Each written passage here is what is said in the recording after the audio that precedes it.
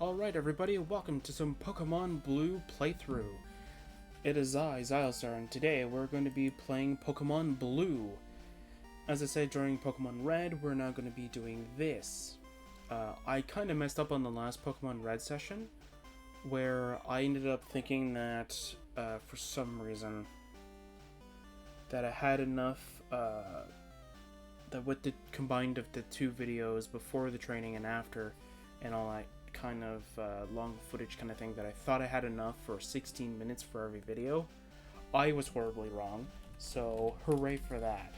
So I am just going to pull up one thing for here before we start off real quick.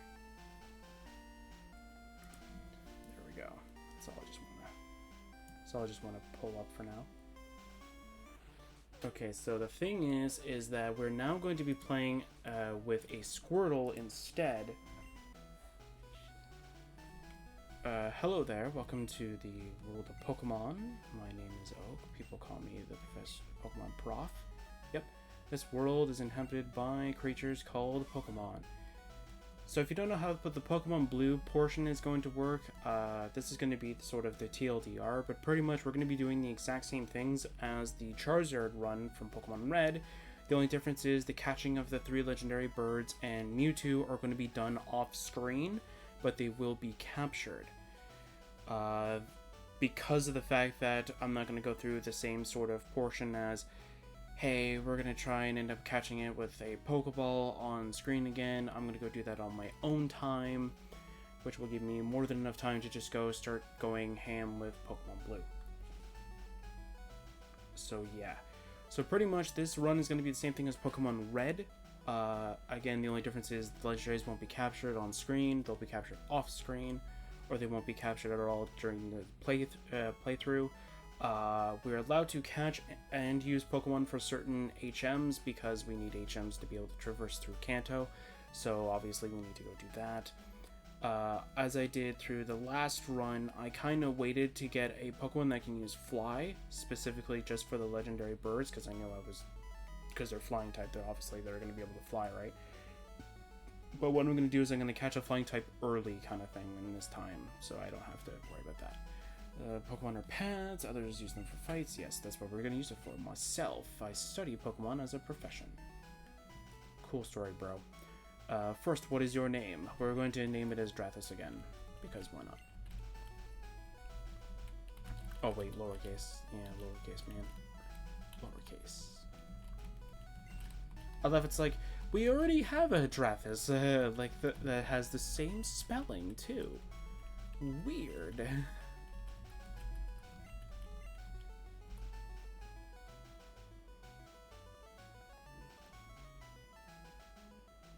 How come I have a feeling that it's not how I spell Drathis for some reason? How come I get the feeling that's not how you spell Drathis? No, that's how you spell it. Did I mess up during Pokemon Red? I'll have to go back, but I don't think I messed up. Oh, that's kind of weird. Alright, whatever. That's how you spell Drathis, in case I did mess up. So your name is Drathis? Yes, it is. This is my grandson. He's been a rival since you were a baby. Yeah, what is his name again? His name is Archmus. I'm not going to change much of anything. He's going to be Archmus, because why not? Really. Let's see here. Where's... There you go. Archmus. There you go. That's right, I remember now. His name is Archmus. Drathis, your very own Pokemon legend is about to unfold. A world of dreams and adventures with Pokemon awaits. Let's go. So I'm going to also try and not go and speed up as much as possible. No promises, though. Okay, so I have this whole Squirtle thing pulled up just in case I need it. But I want to take a second here and type in Blastoise. I hope I actually remember how to spell it. Awesome, I did. Okay, so the thing is that Blastoise has more of a move pool that we can use. Okay, so the problem with how this game how the Generation 1 games work is that they don't give my boy Bulbasaur enough moves to actually go and do a lot during the Elite Four. And not just the Elite Four, but all of the gyms. So we have sort of a problem with Bulbasaur being there, so that's why I kind of just said no to this kind of thing, to actually just say, yeah, we're going to go and use Bulbasaur, and it's going to be, you know, he's going to take the champion ring. Bulbasaur actually got a hold of, I don't want to say better moves, but just got better moves in general. He definitely would have been, like, my first choice of actually doing this, because I actually love using Venusaur against stuff like this. Plus, he actually helps out a lot, because you can give him sleep powder and poison powder and all that kind of stuff. So let's go into the grass. Hey, wait, don't go out. Oh my god, who said that? Oh, I forgot to change the settings. It's unsafe. Wild Pokemon live in tall grass. You need your own Pokemon for your protection. I know. Here, come with me. Okay.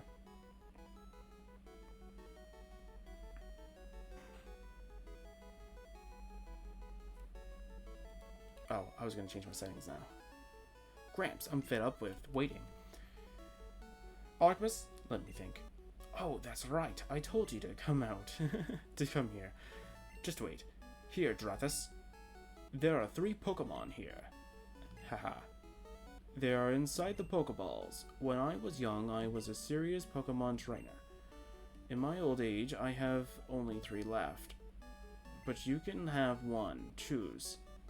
Hey, Gramps. What about me? Be patient, Artemis. You can have 1 too. Yeah, Artemis. Piece of trash. I don't know. I forget which one was Bulbasaur, which one everyone is. So you want the fire Pokemon Charmander. Nope, we've already beat the game with Charmander only. So now we're going to beat it with Squirtle. So something that's really funny is that I played Pokemon Fire Red with Charmander only and a Squirtle only, with only minor exceptions of having like a Pidgey for fly kind of thing. Funny thing, Charmander never fainted once, but Squirtle did, I think, or it was vice versa.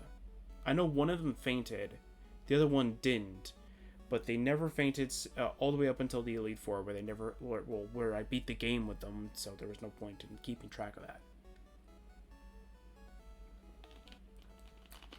Which was hilarious. I was laughing the entire time. I was like, wow.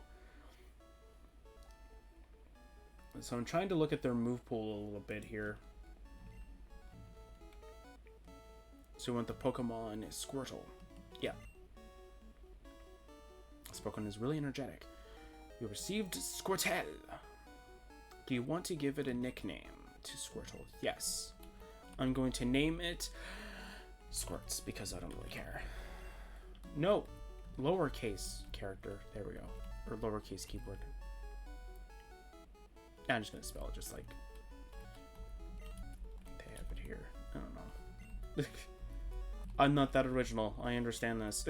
I'm not that great at nicknames, but who cares? Because I think it's cute to name it Squirts.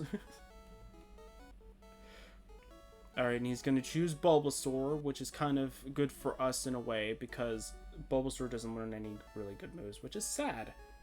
As I said, I would have loved to use them, but it's fine. I'll take this one then. Artemis received a Bulbasaur. You should have received a Charmander. Okay, first things first, let's go change the options a little bit. So let's change text speed to slow, yes. Battle animation, sure, we'll set it to on. Not like there's a lot. Anyway, battle style, set. There you go. I also apologize for the last Pokemon Run session as well, because, like, I didn't realize this, but the game volume was really, really loud. And I had no idea it was that loud, because I wasn't paying attention to the game sound volume. I was just more worried about my microphone volume. So I apologize for that. I'm also going to save, just because, I don't know. I always like to save after this. Wait, Drathus, let's check out our Pokemon. Come on, I'll take you on. Sure, you can take me on. Okay, let's see here.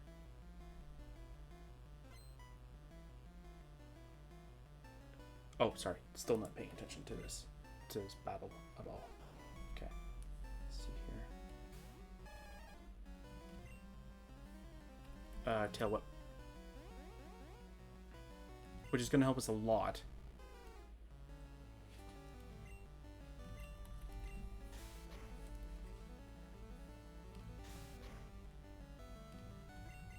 Okay. I wanted to use tail whip so I do extra damage, but apparently that didn't work. Yeah, here's where that -1 starts to bite me in the... Yeah, this is where Growl starts to actually sort of... Whoa, we're speed-tied. I missed. Thank you, game.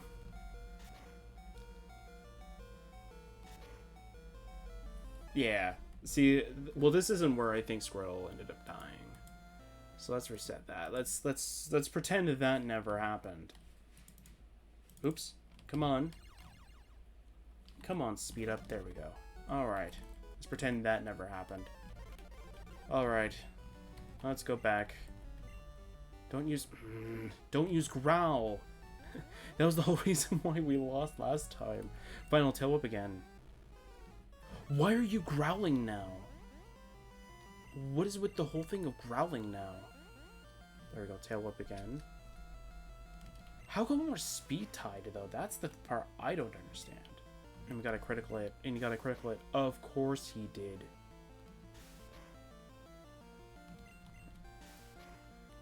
So he has -3 defense. Doesn't really matter. I have -2 attack. But I'm hoping that might be enough, sort of, to like take the victory right under him. No crit.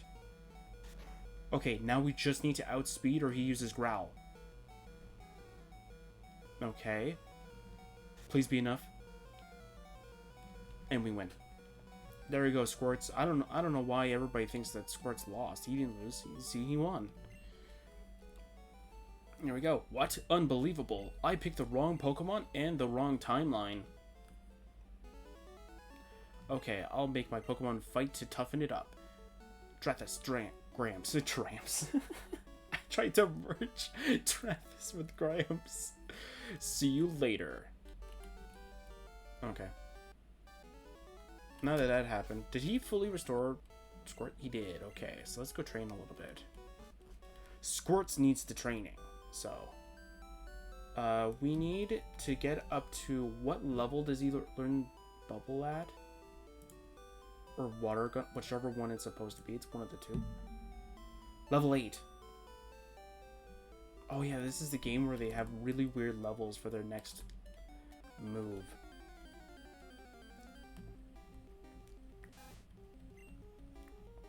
Oh, and Tackle has a chance of missing too. It has a 5% chance of missing. Plus, it only has 35 power, so it's not that great.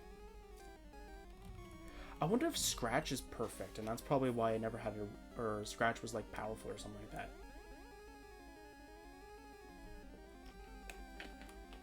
That might be something that I might want to look into as well, because that might be why I had an easier time with Charmander than I did with Squirtle.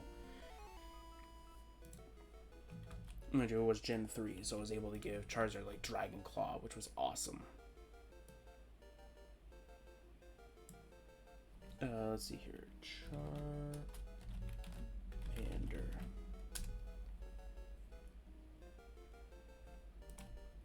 Yeah, Scratch is stronger. Wait. Hold on a second. So this is the Gen 1... move pool thing for Charmander, which I can definitely like agree with because this is pretty much what it looks like anyway. So Scratch has 40 base power and accuracy. I think even if you look at the now generations, that's still normal. Yeah, I'm looking at Generation 8. And that's the normal for Scratch. Okay, but if we look at Generation 1, that doesn't change. But for Tackle Tackle has received many, many changes over the years. Let's see here. Okay. No, stop it. There you go. Tackle deals damage and has no secondary effect. And then from Generation 5 and onwards. So it didn't even receive it right away. It was Generation 5 that they decided to change it. From 5 and 6, Tackle was changed to have 50 base power and 100% accuracy. That's amazing. Just imagine getting like a small buff like that. That's amazing. And then from Generation 7 and onward, they downgraded it so it's just like Scratch. But see, this seems like something they would have changed for like 2nd generation, just to make it like better.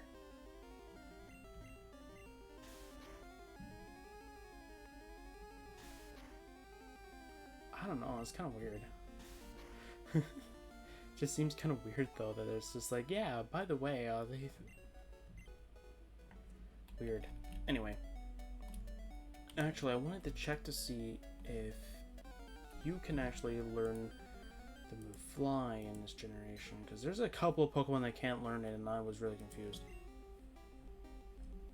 I'm gonna try and make sure I can keep track of the game, so I can at least like do that. So this is gonna be the boring portion of the video. I apologize. Oh. I'm sorry, I'm trying to keep track of it. Trying to make sure. What? Oh, okay. Yeah, Generation 1.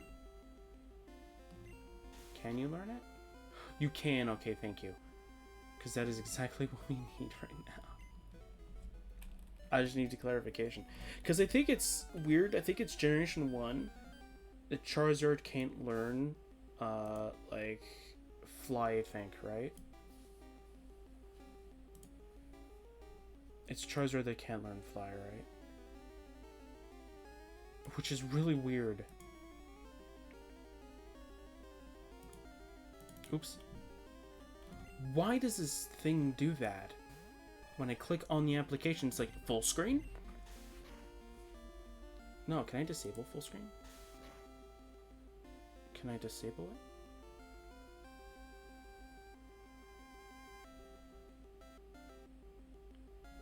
Settings, can I disable full screen?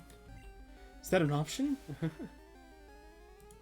at least for these videos, because I don't think I can actually use that there.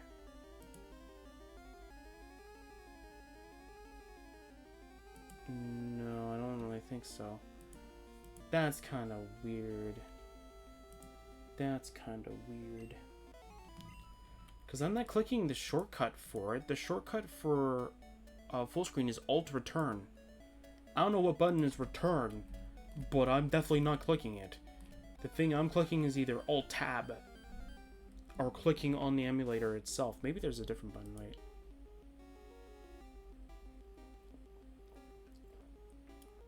Nope, there's nothing here. There's nothing here that says, hey, full screen turned on.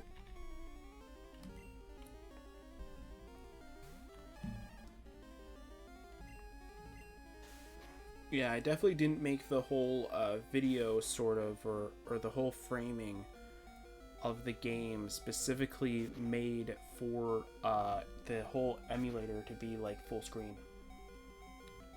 Oh, we might actually go down. Okay, there we go. Level 8. Yes, we learned Water Gun. Or Bubble, whatever. Doesn't matter. It can learn both. What level? 15 for Water Gun.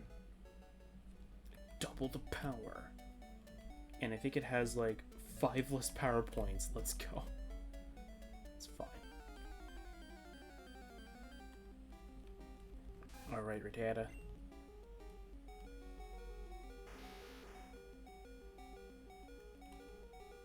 Alright, so we're gonna do my normal sort of like Nuzlocke rules. It's not really a normal Nuzlocke because I don't like the fact that like when you lose a battle you get like sort of that one thing that you don't get back, which is that like you don't get your same team members back. I don't like that.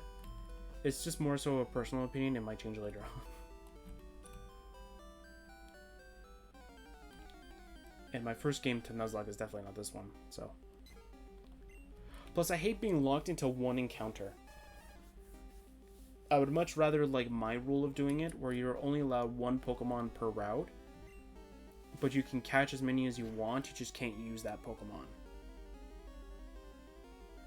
But just sort of change the Nuzlocke rules in a way, so though it's like you can only catch one Pokemon at a route, but you get to choose which Pokemon. Unless it's like a randomizer, then like I'll definitely say like whichever first Pokemon I find is whatever.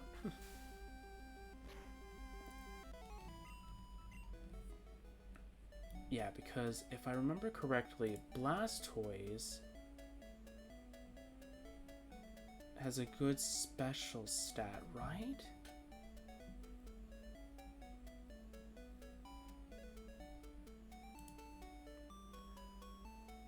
Can I look at its Generation 1 stats?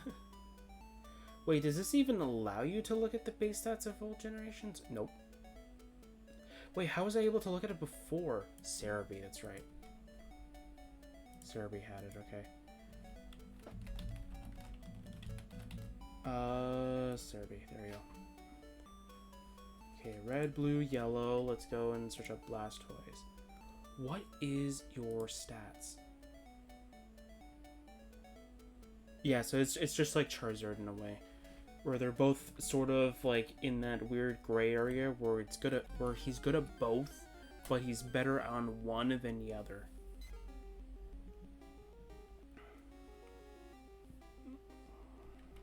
Yeah, okay. That should be fine. We should be okay. But right now, what is Squirt's best stat? Doesn't matter. Thank you, game. Thank you. It doesn't matter what you use, because either way, it's just gonna be as strong. Oh, there's the attack miss. Thank you.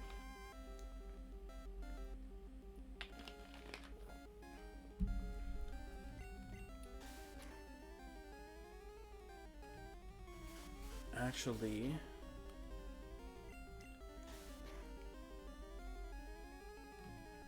so train up a little bit extra for the rival fight.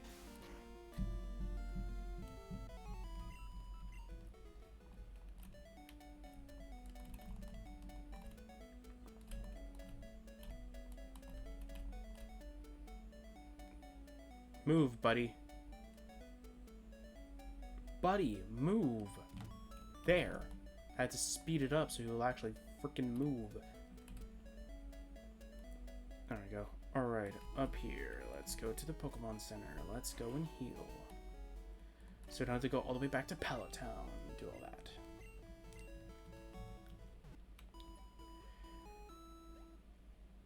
So what I'm thinking of doing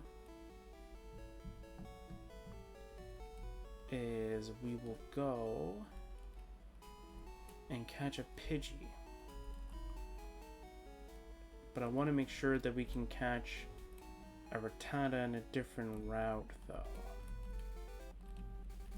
Does this count as a different route? Oh, this doesn't tell you the route? Oh. I think this is. I think this is like route 20-something, maybe. I don't know. Actually, I could wait till for Radiant Forest. I'm just gonna speed this up. Just tackle it. There you go. Oh, whoops. Whoops. Nidoran. Oh, that's adorable. Die. Okay, there we go. Boom, boom. At least we don't have to worry about Poison Point in this generation, because it doesn't exist. Bubble. Because why not? Bubble again. Tackle, and tackle again. I'll wait till Squirts is level 12, and I'll probably just eject him from the sort of training montage, pretty much, and then we'll fight the rival.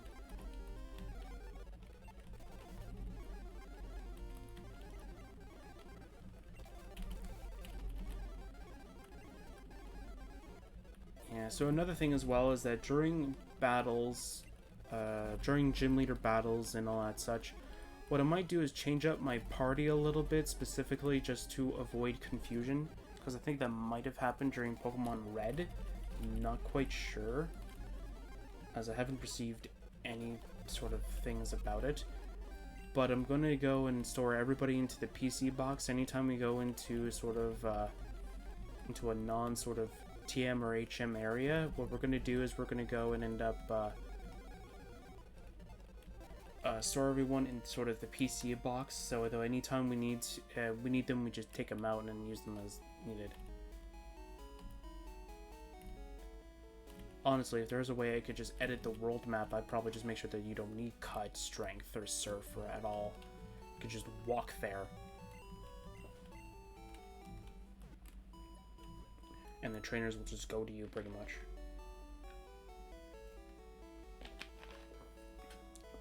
Have all the trainers sort of like lined up so you can just go fight them all and just continue on your merry way. Whoops. That was my bad. Alright, let's go to the Pokemon. Hey, you came from Pallet Town. Yep, I did. You know Professor Oak, right? Nope. His order came in. Will you take it to him? Nope. I said no. God, this guy, man, doesn't listen at all. Fine, we'll go take it to him. But I'm not going to be happy about it. I'm going to be pouting him all the way back. Alright, let's go down here.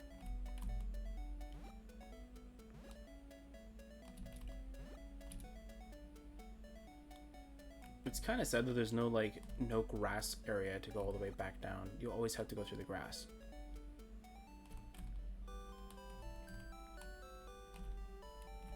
Alright, there we go.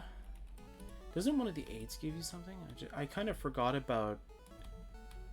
Or am I thinking of Gen 2? I might be thinking of Gen 2, actually.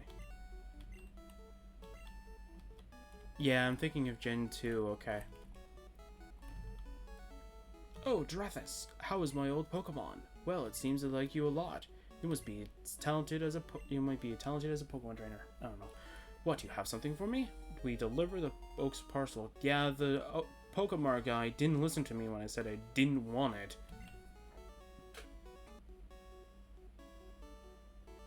I like Cerebee's information on the water gun. It's like a water type attack, stronger than Bubble. Like, really?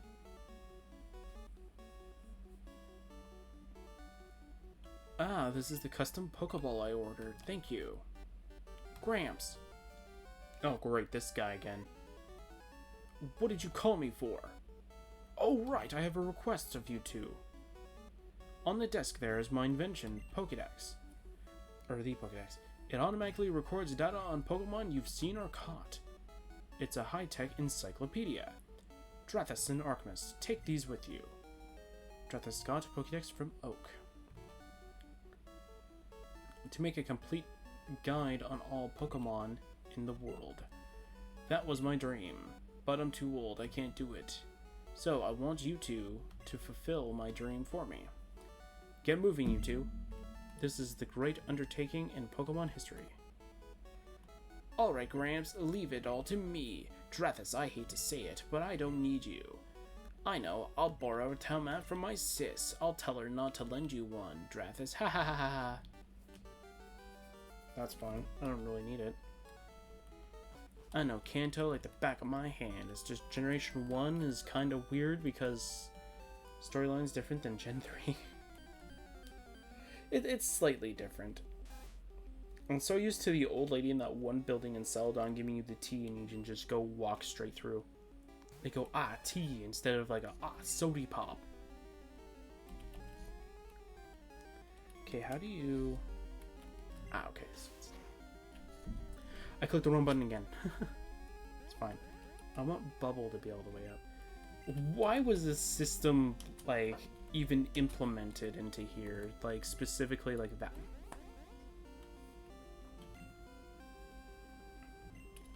Okay. Select, and then select again. It's a very stupid system, but whatever. Very infuriating. But anyway.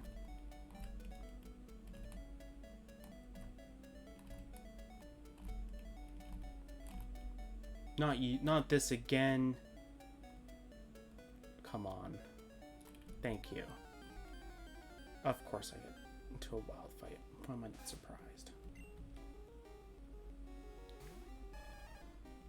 Come on, Squirts. Just bubble again. No, I clicked the wrong button. I think I clicked up twice and then I got back down. I went down once, went up twice. There you go, tail whip. That's fine, that's cool. Just bubble again. I don't think losing 2 health is actually going to be that bad. So the only really damaging thing that Bulbasaur can do to us is Leech Seed Tackle. That's it. Which is actually going to be very beneficial for us. Is it Leech Seed Tackle?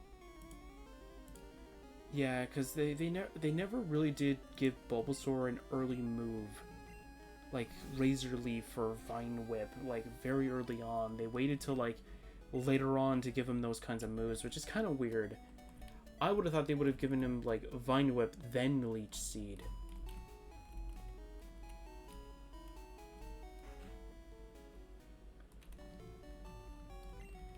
Yeah, the only thing we need to do is just make sure that we're always like very high level against a lot of his other mons, specifically just so that we can outspeed the Venusaur. Because once he gets to level 41, it'll know Sleep Powder, and that's what we need to definitely like avoid.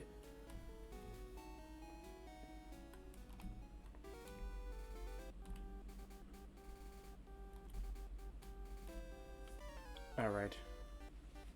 Archmus, we should be able to win. Hey Drathus, you're going to the Pokemon League? Forget it, you probably don't have any badges.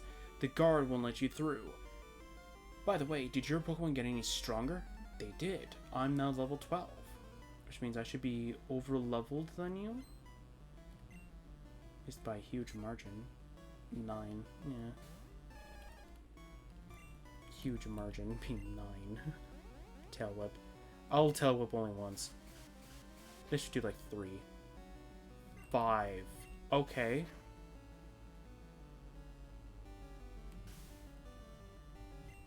Yeah, the only problem is that Sand Attack, it's gonna actually make it very hurtful.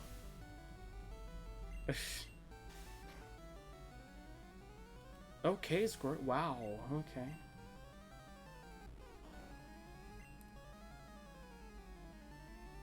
Yeah, so you should only try and...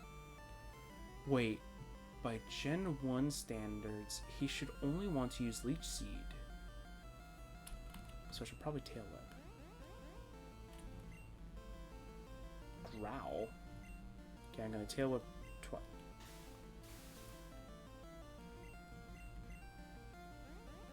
I'm gonna Tail Whip twice. What?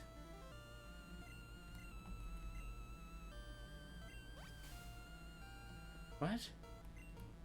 Oh, that's right, there's Gen 1 rules.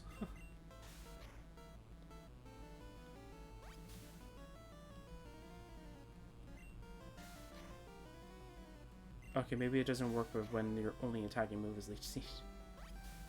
I don't know. How I've always been told for how Gen 1 actually works nowadays, like by looking at it nowadays rather than before. Back when like information was very, very like different, where it was all like the playground kind of talk. Is that they'll always use what move is super effective against your Pokemon kind of thing. Just kind of weird. But I guess if your only grass move is Leech Seed, they kind of just sort of avoid it. Or maybe the rival has more of a smarter AI kind of thing. I don't know. Our Pokemon League has many tough trainers. I have to figure out how to get past them. You should quit dawdling and get a move on. You're the one that's slowing me down, buddy. I'm not even joking. You're literally the only thing that's slowing me down by preventing me from moving. And I need to. Yeah, so I kind of was thinking about how this is all going to kind of work as, because like with the whole Charmander situation, I already knew we were going into it very, very like weak-ended at the beginning, So I knew sort of tips and tricks from Gen 3 to kind of like counter that. It was Brock that I knew we were going to have a rough time with because I forgot that Metal Claw didn't exist. So it gets kind of rough when you're thinking of like, oh yeah, there's Metal Claw, a steel type move. Then you're like, oh wait, yeah, that doesn't exist in this gen.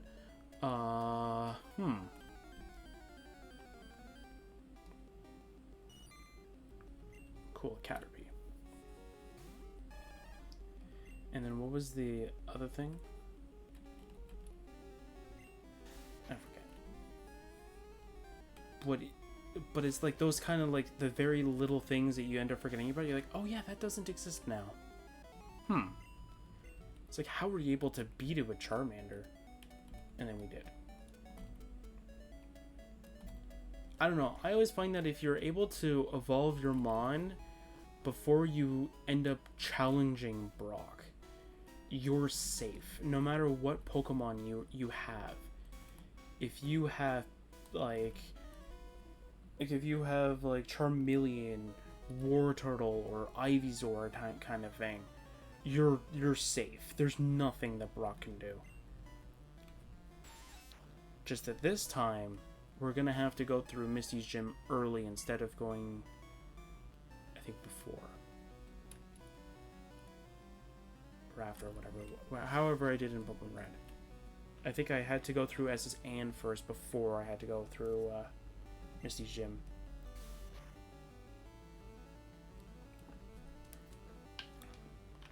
Great. I got poison stinged once and I got poisoned. Thank you. Thank you, Weedle. Appreciate it. I just need Squirts to literally just start defeating this Caterpie as quickly as possible.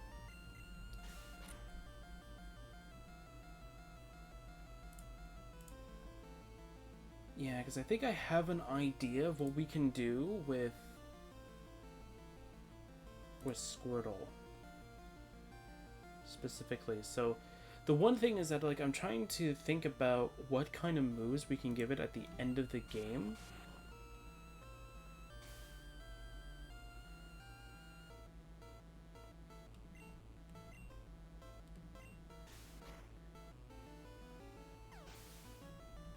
So the one thing that I'm very happy for, because this move definitely helps out during the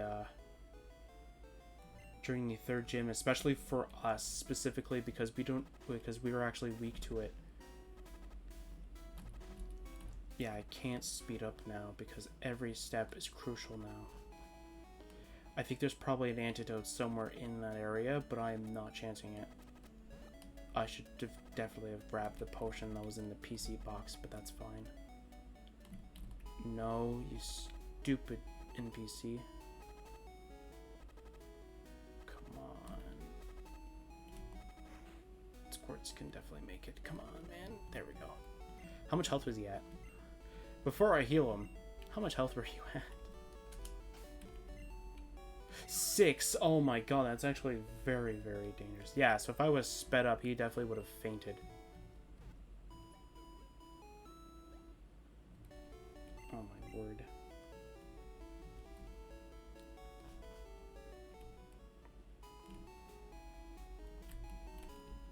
I'm definitely gonna pick up some potions.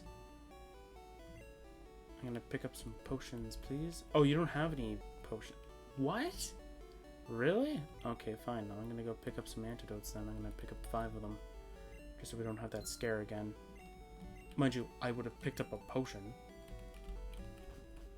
I'm guessing Pewter City will have it. But that's still kind of weird though that Viridian wouldn't have it.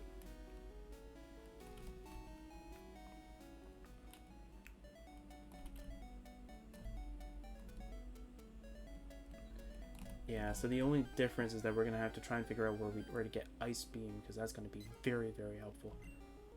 Aw, Pidgey! We need a Pidgey, but we can wait until we get Fly in order to start catching for our flying type. I'm actually not going to skip every, like, wild battle. I'm just gonna slightly speed it up. Just gonna speed up every wild fight. And I think it's going to be very helpful if we do it that way.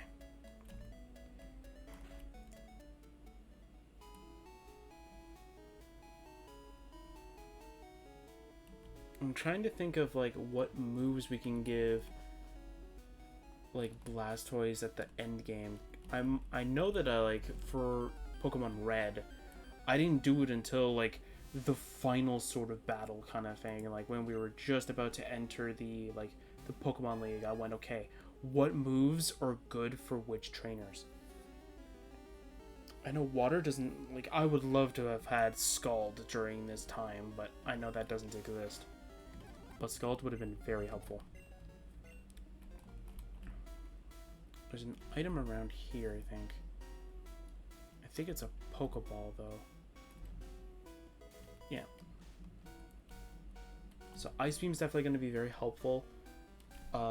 Unfortunately, this would be the part where I would say I'm going to go with Scald or something like Brine or anything like that. But since this game doesn't have anything like that, and Hydro Bump is just not worth it, especially since it has a 20% chance of missing. Even though it does have 120 power, I'm not going to chance it. I'm one of those people that's like, it has to be worth it. 120 for 80? No, it's not worth it in my opinion. That 20% chance of missing is very crucial. Plus, I don't think I really need a powerful water type attack.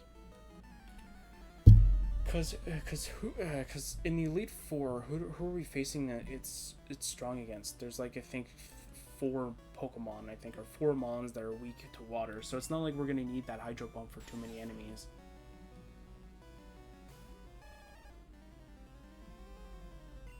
Yeah, I think we're not going to need it that badly.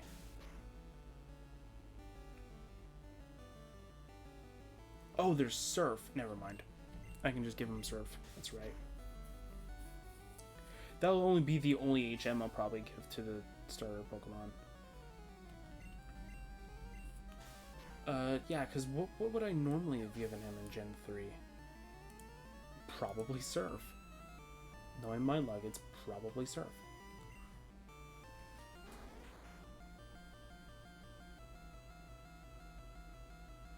Surf or Waterfall? One of the two.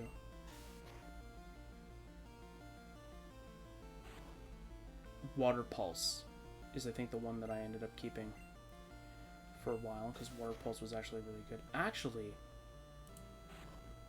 doesn't Misty give Water Pulse? Or no, it's Bubble Beam. Actually, that could be what I give him. Yeah, Bubble Beam. Because that has a chance of lowering the opponent's speed. And has a 33% chance of actually lowering the target's speed. Yeah, me likey. I'm getting that.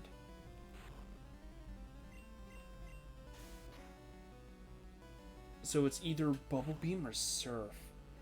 See, if I want to have the Pokemon not to have an HM, it's Bubble Beam. But if I want that extra, what is it, 25 power? 30 power, it's Surf.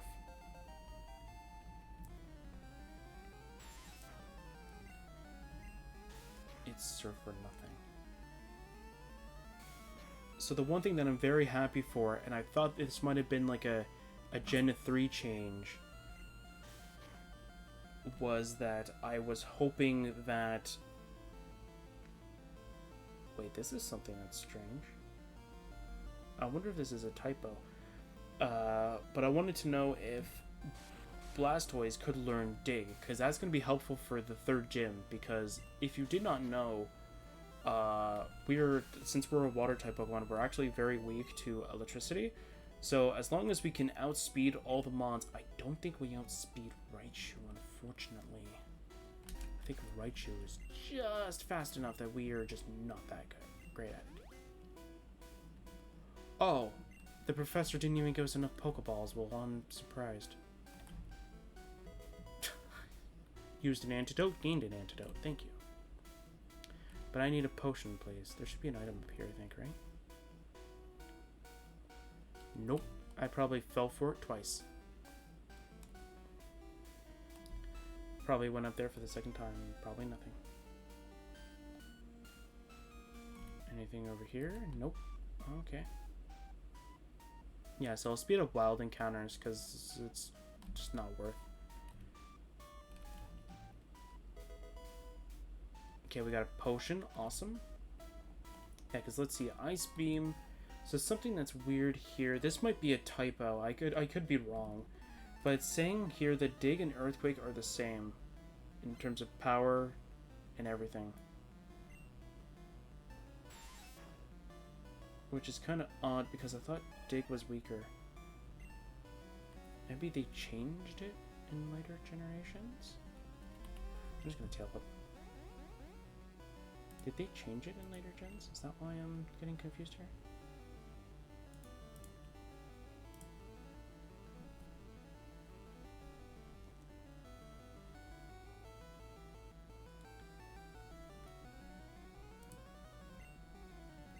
Okay, tackle.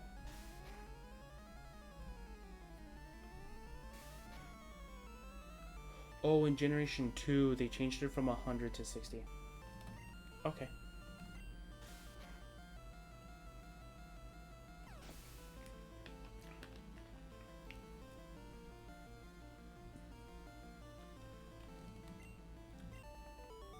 Yeah, because most of my move,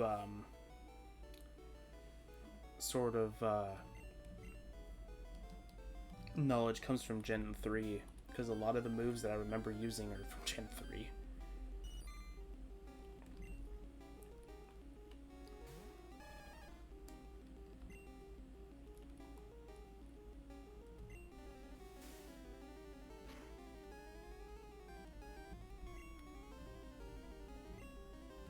Oh, this is wild encounter. Yeah, okay.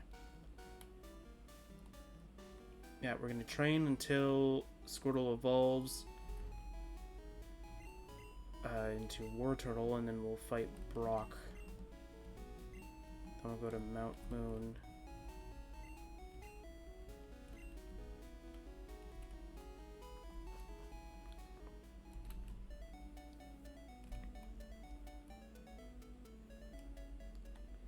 Because I think that should be a pretty fine time to actually end up doing all that. Yeah, then in Generation 4, they changed Dig from a 60 base power to 80, okay.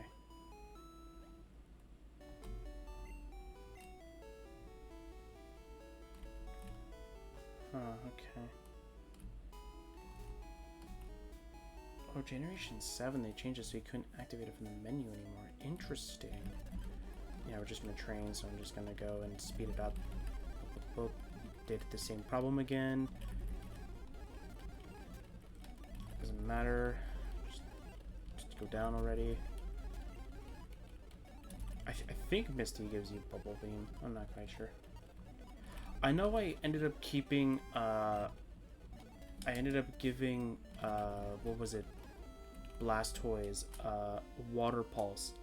Because Water Pulse was really good because it had that chance of confusion, which is amazing. Because if the opponent is confused, they have a chance of not attacking you, which is perfect. Because it's just like paralysis and such. The only difference is that, of course, confusion, they can hurt themselves, which is actually pretty good. Alright, this is going to be the most annoying part because the game's going to sound really weird.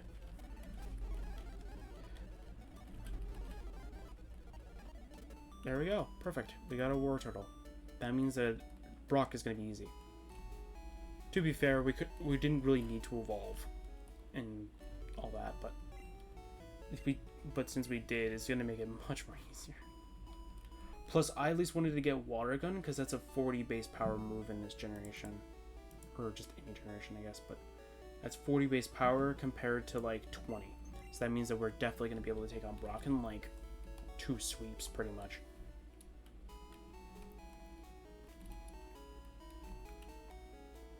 And same thing with Pokemon Red, we need to at least fight every trainer, or any trainer we get a hold of, in order to pretty much win.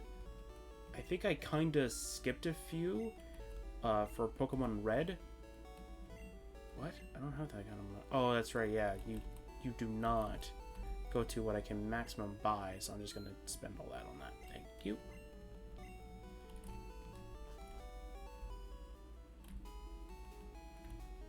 That's that. Alright. Let's go to Brock's gym. Actually, I don't think I showed this off last time. So if you try to leave Pewter City without beating Brock... Now, in Generation 3, I know he does something, but I don't know if he does it here. You're a trainer, right? Brock's looking for new challengers. Follow me. Oh, no, you still follow him. Okay. Yeah, so if you try to leave without being Brock, he pretty much brings you to the gym and goes, here's the gym, buddy. If you have the right stuff, go take on Brock. And he sort of just walks that direction. But how did he get past? He's a ghost, apparently. Hello, buddy. Stop right there, kid. You're still light years from facing Brock, are you sure? I think you're light years away from facing Brock. But that's just me. Alright.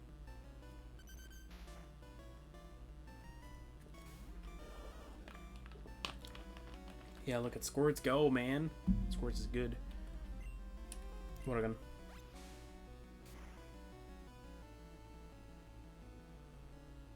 Oh, they don't have the normal thing from Cerebi where they show you the back sprite. That's kind of weird. Anyway, it's fine.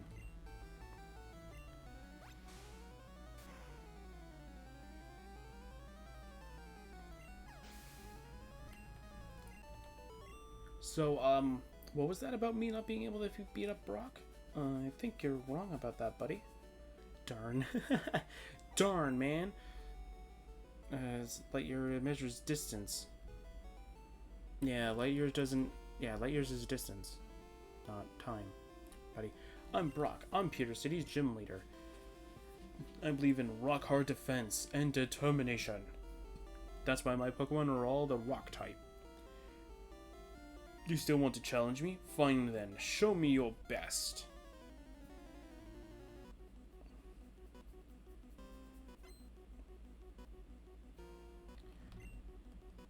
I like how in this old damage taken list, specifically for the Gen 1 game, they specifically have to list Dragon as doing neutral damage, but Dragon only has one move, which will always do 40.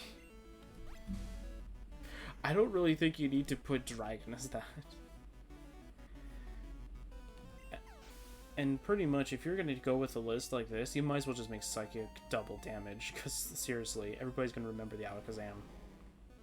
Oh my god, I level 14 Onix. Oh man, how are we going to deal with this? Water gun.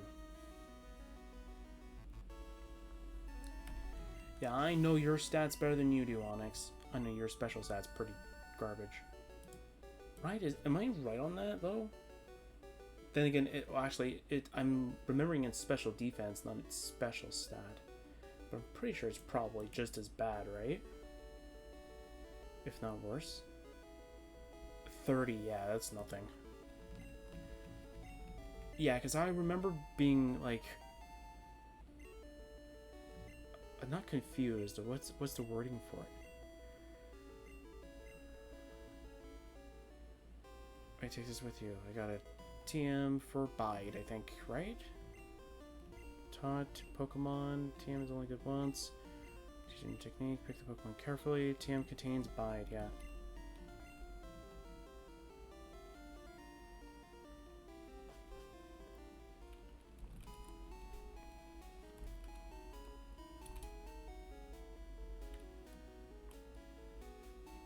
Okay. Let's see here.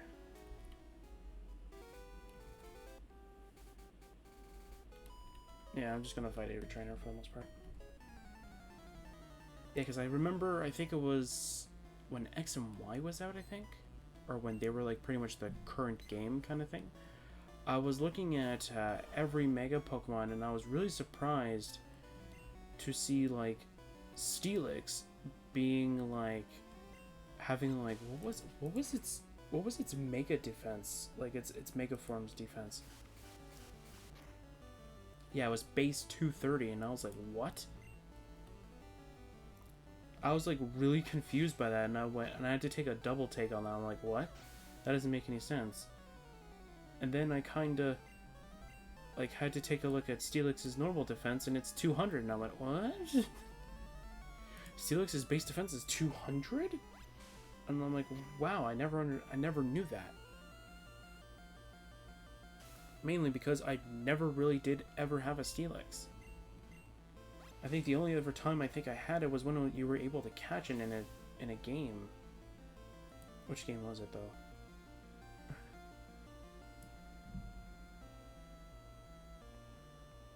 Was it Gen 5? I think I was able to catch it.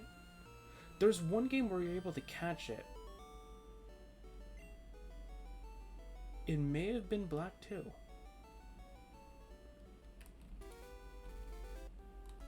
No, it wasn't Black 2. It might have been Gen 4 actually.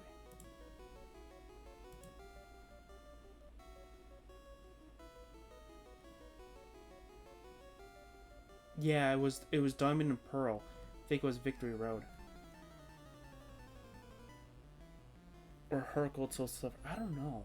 I remember at one point I caught it and I went, okay, we're good to go now. Time to leave.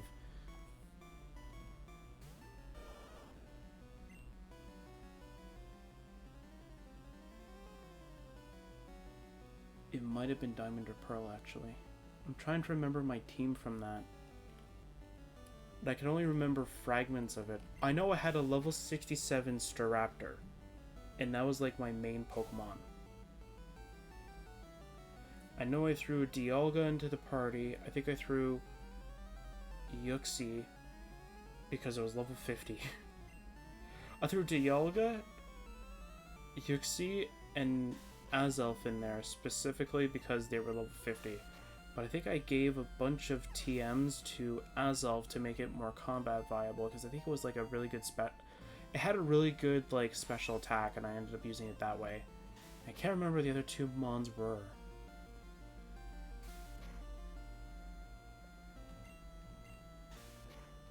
Maybe one of them was Steelix, I don't remember.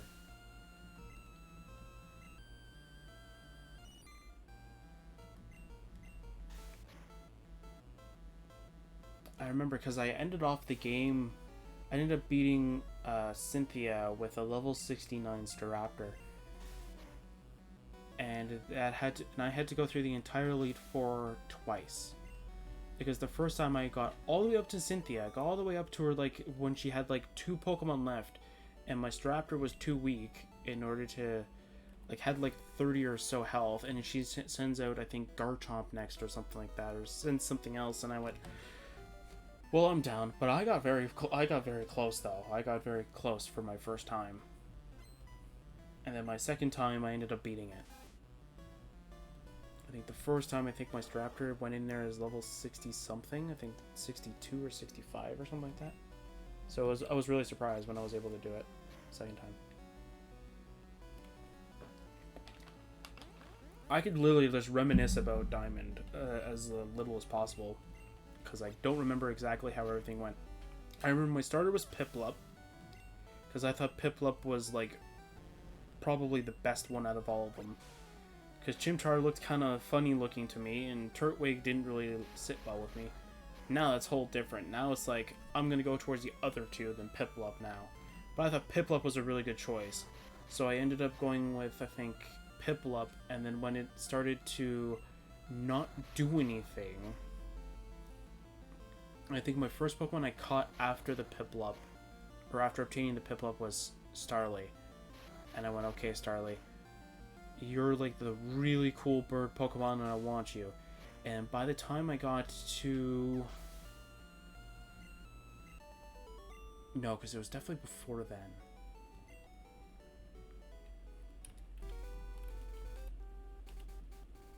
Yeah, because I've always been able to, by the time you get to the second gym, I've always had a Staravia. And then my Staravia just dominated the second gym. And the third gym, I had Staraptor before the gym leader. And then I think when Platinum came out, or was that when I got Pearl?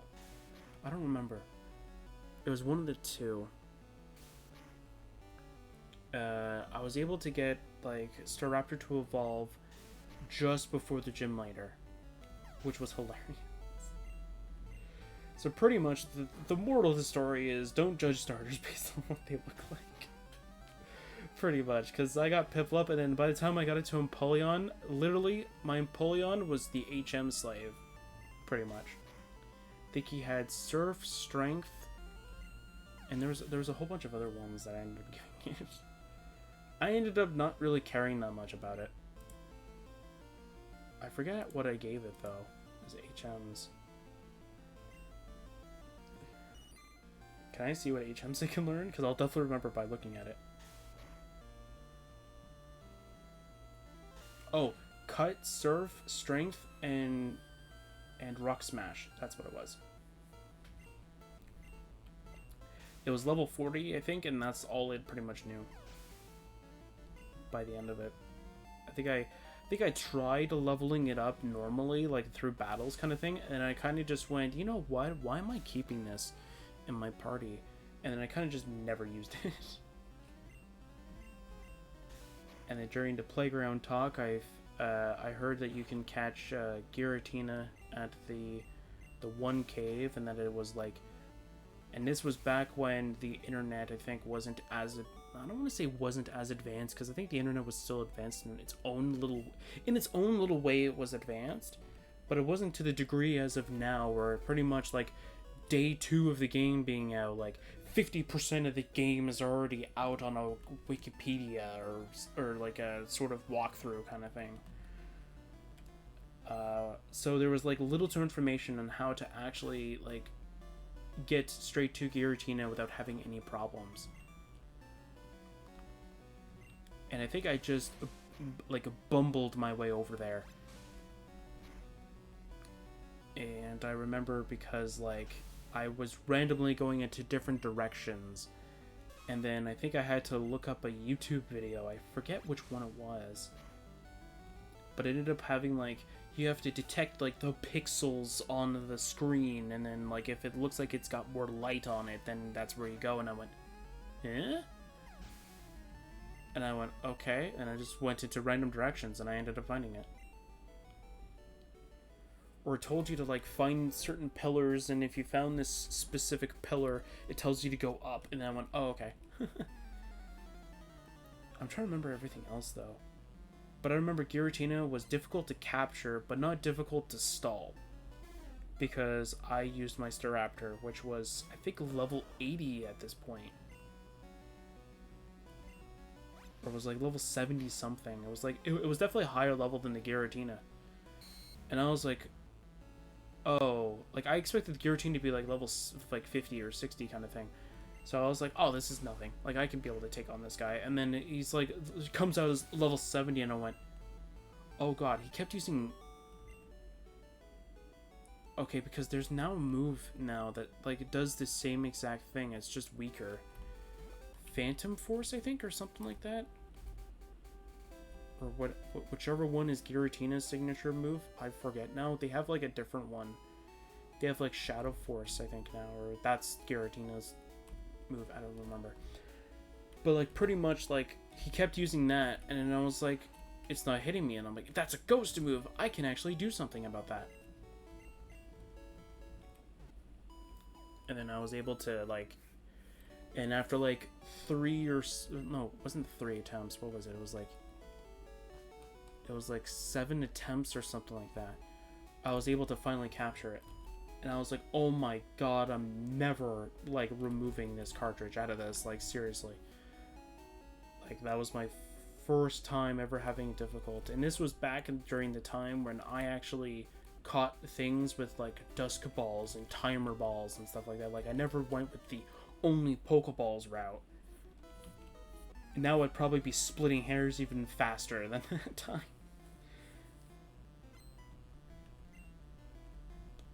But I don't know, I think I had a lovely time over there, and that's when I think one of my friends, had the action replay, and they actually let me use it so I could walk through walls to get Darkrai. And I was like, and they were like, yeah, there's this special Pokemon called Darkrai that you can get, and you have to use a cheat for it. And this was before, I think, what do they call it now? They call it the Void thing or whatever, the Void glitch. I think this was before that was discovered, or it wasn't as well known. It's probably more so this, like, the actual thing about it, which was really funny because like I literally just only did the walk through walls part, and I ended up going straight for the Darkrai thing. I think you're supposed to go to where you think you meet Cresselia, then you go with the walk through walls, you go straight left. No, you go straight right, sorry. You go straight right, and literally you just continue going straight. Don't even deviate from it, just keep going right. And you'll meet the island, and specifically where Darkrai is, and then you walk in, go to Darkrai, save it, sort of do a soft reset of your game, specifically so the cheat is now off, and then fight Darkrai. Because I think that's how, I ended up doing it.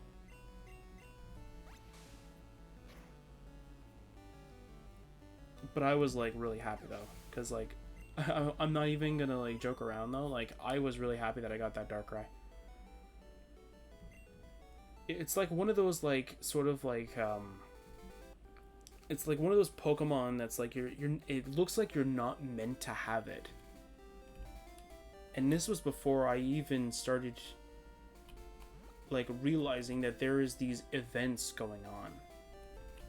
Like the only time I've ever actually like got an event Pokemon was I think in Gen 6, I think Oraz? No, Oraz I missed all of them because I didn't realize I didn't know if there was a way to actually keep track of them. I think it was Gen 7 I think I kept track of them as good as I can, and then I think I missed a few because I wasn't paying attention when I should have for at least Pokemon like that. I just ended up giving up and looking for them. I don't really care. I know Sun and Moon. No, not Sun and Moon. I know Sword and Shield. I kept track of them as clearly as possible, but a lot of them are like movie distributions kind of thing, and they give you codes when you go to the movie kind of thing. And it's like I can't do anything about that. And a lot of them are like item giveaways too, and I'm like, are they really worth it?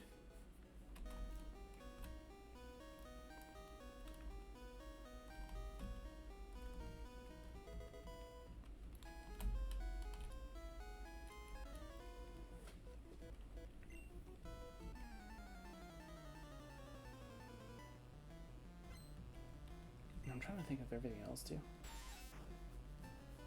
I think that's pretty much everything for the most part.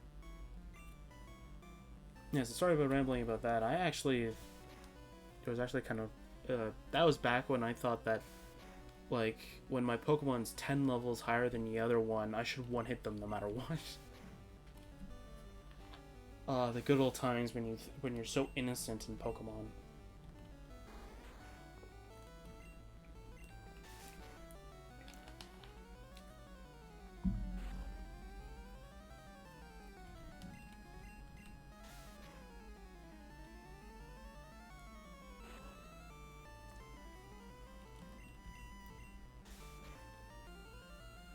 Yeah, I was an innocent Pokemon player back when I thought that, if my Pokemon was 10 levels higher, I would be able to one-hit everything, and then there was another thing as well, I can't remember.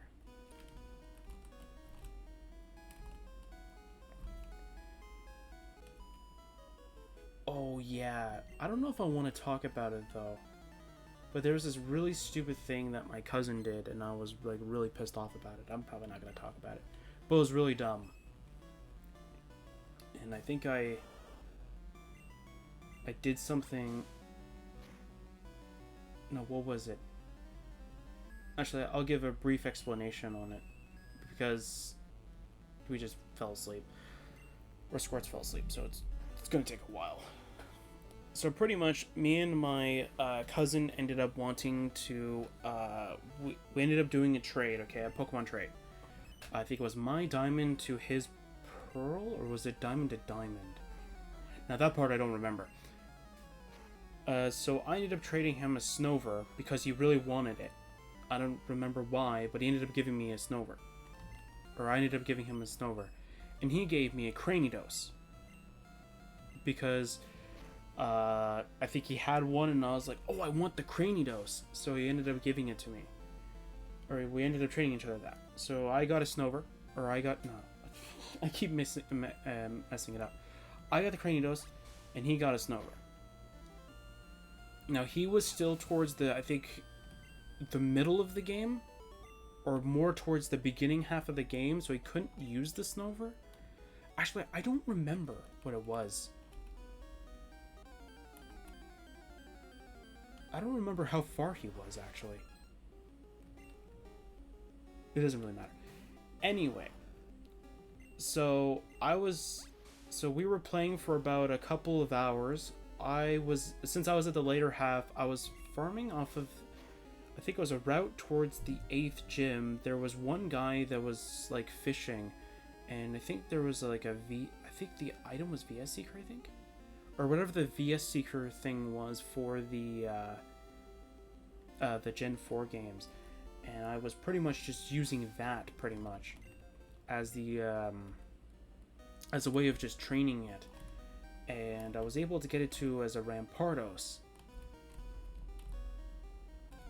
And right before I need to leave, because I need to go back home, of course, he tells me he wants the Pokemon back.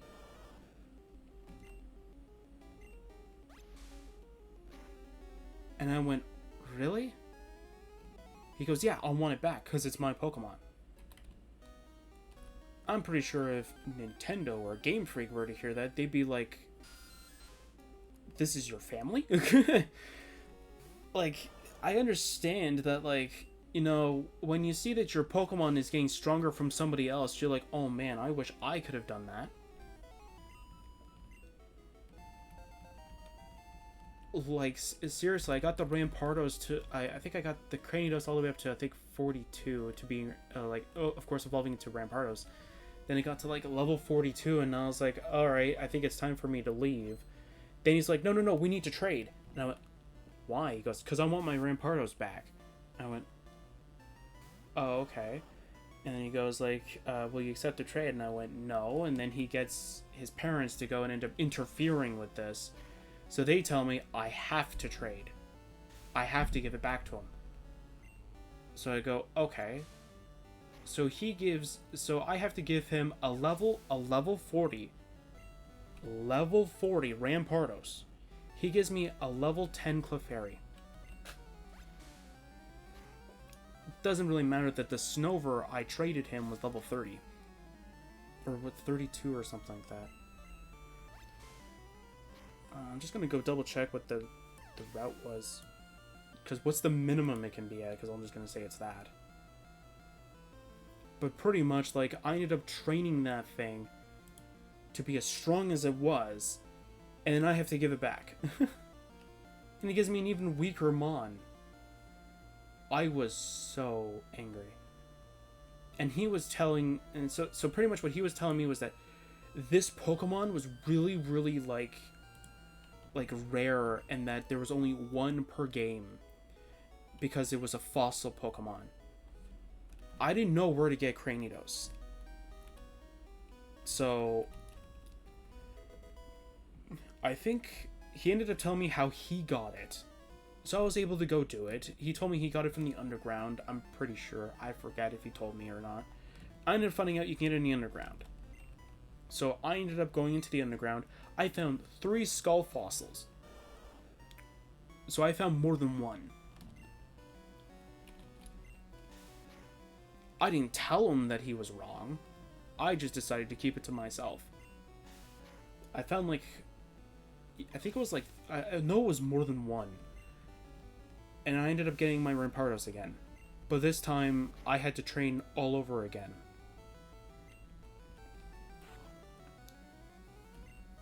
And the thing is that I only have 2 cousins that play Pokemon. I've barely ever got a chance to visit them. So, the fact that the one that I was visiting at that time decided to just completely abandon that sort of, like, family friendship kind of thing and just go, I want my Pokemon back. It's like, really, dude? You really want this Pokemon back? Not just say, hey, Can you go into the underground? I would have been completely okay with this. Can you go to the underground, find that skull fossil, sort of, I don't want to say hatch, because that's not really how the fossil thing works. Revive the fossil, trade me the Cranidos so I get that boosted experience. No, I want the Rampardos. I want that thing you spent... How much time I spent on that? 2-3 hours, I think? It took a while, because the VS Secret didn't work all the time. It took a while for me. And that was back when I think I had Staraptor as my only mon to attack, too, so... I want to say about 2 hours. 2 hours to farm a level 20, using the XP share, mind you, to level 40. And I think Rampardos is pretty... I think Cranidos is pretty slow at leveling, too, so it was even bad. I was just so angry, and I went, I'm never trading with you again. Like, this is just really dumb. Like, how do you do that? Like, how do you do that to your family, kind of thing? Like, oh, by the way, I want my Pokemon back. Like, I understand, like, that, but he knew I was training it. He was, like, pretty much right next to me for, like, half an hour. Maybe an hour, kind of thing. Like, he was right next to me, seeing me train the thing. And right when it evolved, I told him, I'm like, I got it to evolve! And then he ends up doing that, and it's like, really, dude? Really? I was so angry. And then I think I've never traded with him again. And my other cousin's fine with anything that he trades, because... But then again, I never really did have any traded Pokemon. I think on... Was it Fire Red, I think? Or Leaf Green? No, I had Leaf Green before Fire Red. I think Leaf Green, I was trying to figure out how to get a Scizor and stuff like that, and then I think I kept finding those weird kind of posts online that says, like, you can catch it at this specific area. And I went, oh my god, cool. Then I go to that specific area, you can't find it there. And then there was the whole me wanting to get my first Steelix thing as well, and I couldn't do it. Because, again, it's a traded Pokemon, and I barely ever saw my cousins, which were the only people that had it. And then I think my friends at around this point were mostly just, I think, people that were more so outside than indoors playing Pokemon kind of people, so it was more like I kind of had to suffer with not having to be able to trade Pokemon. And even if we, like, did have, like, sort of that one day that we were inside playing Pokemon, we didn't know they were trade evolutions. There was no in-game sort of system of telling us, like, oh yeah, to evolve Scyther to Scizor, you need to trade with Metal Coat. Or anything like that. There was no information of that.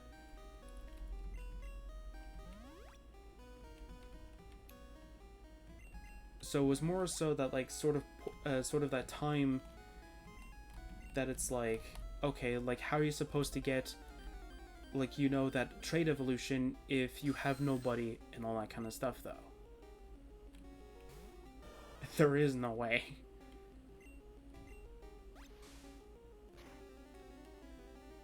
And then by the time, I think...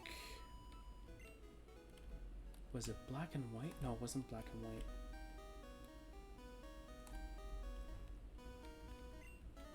No, because Diamond and Pearl, I got my first DS. I do have a DSi, but I'm trying to remember when I got it. I think it was when Black and White came out, I think. Because there was news online that said that the Black and White games will only run on the DSi machines. The old DS Lites, they will not run on it. And then that was actually a hoax, because they do run on it, but it's similar to, like, Sun and Moon on the old 3DS and 2DS kind of thing, where they do run, they just take longer to render kind of thing, or longer to load.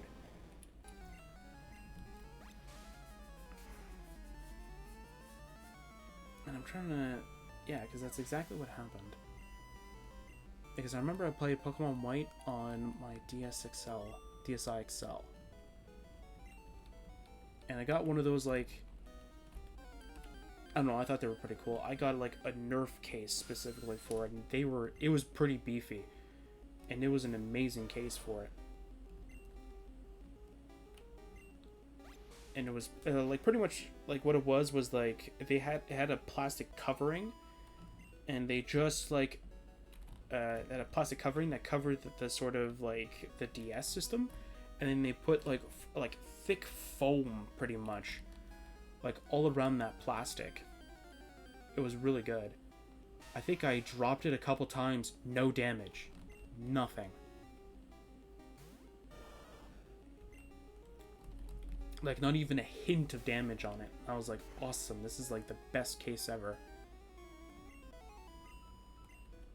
And there was only, like, a few instances, I think, where I thought there was damage, and I looked and there wasn't damage. And then I think the next game that I played was Pokemon Black after Platinum, of course. Platinum, there was nothing really too much difference. I think I tried to recreate Staraptor being my best Mon, but it never really did pan out as much as I wanted. I think I ended up going with Monferno for the most part, as most of the game. And then I got to the weird portion of Platinum that I think a lot of other people suffered, where you had to go through the third gym. The third gym is different in this game, and you sort of have to suffer a little bit. I suffered a little bit more because, like, this is the time where, before I ended up deciding that I need to train. This is the time where any wild Pokemon I fought, I had to think about if I wanted to fight it or not, and then trainer battles, I went, okay, fine, I'll beat you, like, kind of stance. Not like I'll fight anybody just for that a little bit of experience. And I sort of just kept doing that over and over again. And then for and then for Black, I pretty much just went, you know what, I'm gonna do sort of like the Pokemon anime route. I'm gonna be Paul, pretty much, where I'm gonna only care about my starter, and that's it. And in every other Pokemon, you're expendable, pretty much. Like, I'm just gonna catch you specifically for that area because you're about leveled towards that area, and then that's it. And that pretty much carried me all the way up until, I think, the second gym, I think? Either before or slightly after, where I was able to catch the Pokemon Sock, and I sort of changed the rules, like, I sort of bended the rules a little bit. I kept Sock till about close to the very end of the game. I kept Sock to as close to the end game as possible. But every other Pokemon, if I had a Pokemon that was weaker, like in terms of level than the other ones, I just tossed it out pretty much. Just went, hey, look, this one's level 23. And every other Pokemon in my party is level 20. Well, looks like you're going away. It was only like, well, if it was only like 1 or 2 level difference, I didn't really care that much. But if it was like 5 or 6, somebody's leaving the party.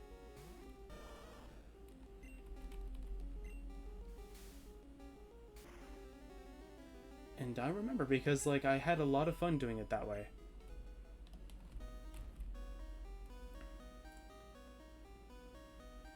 Because it was kind of interesting to, like, sort of, like, go against, like, my younger self kind of thing. Like, I would catch any Pokemon that I didn't have or that I wanted kind of thing. And then this one's like, it's not strong enough. I catch you fine, but, or something like that, or I won't catch you at all.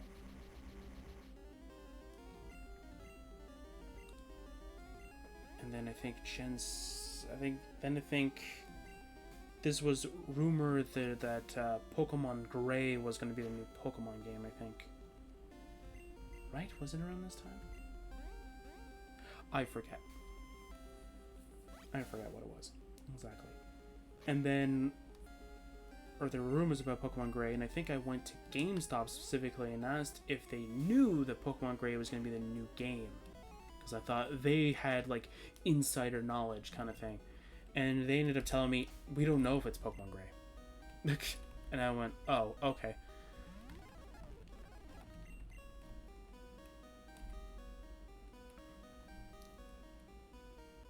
And then I'm trying to remember everything else though too. And then when it was rumored that you can get like the new games were White 2 and Black 2, you had to pre-order it. I wanted to pre-order White 2 because that's the game that I wanted. It had Reshiram on it. At this point I called it Reshiram. I don't know why. I think it was because there was no there was nothing to pretty much like help you with the pronunciation, so it's like whatever you called it, right?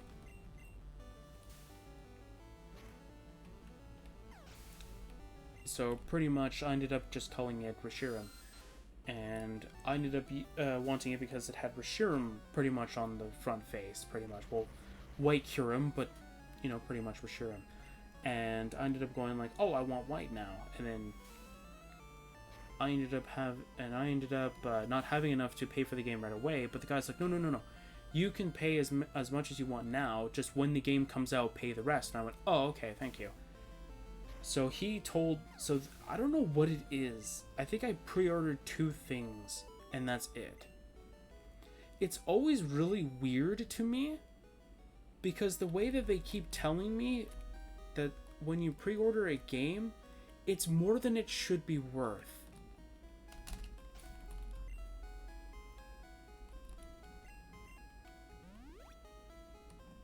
So where I'm from, what a normal DS game is worth, even the DSi games, but they were still called Nintendo DS games, they're normally, or at least for Pokemon, they were normally priced at $40.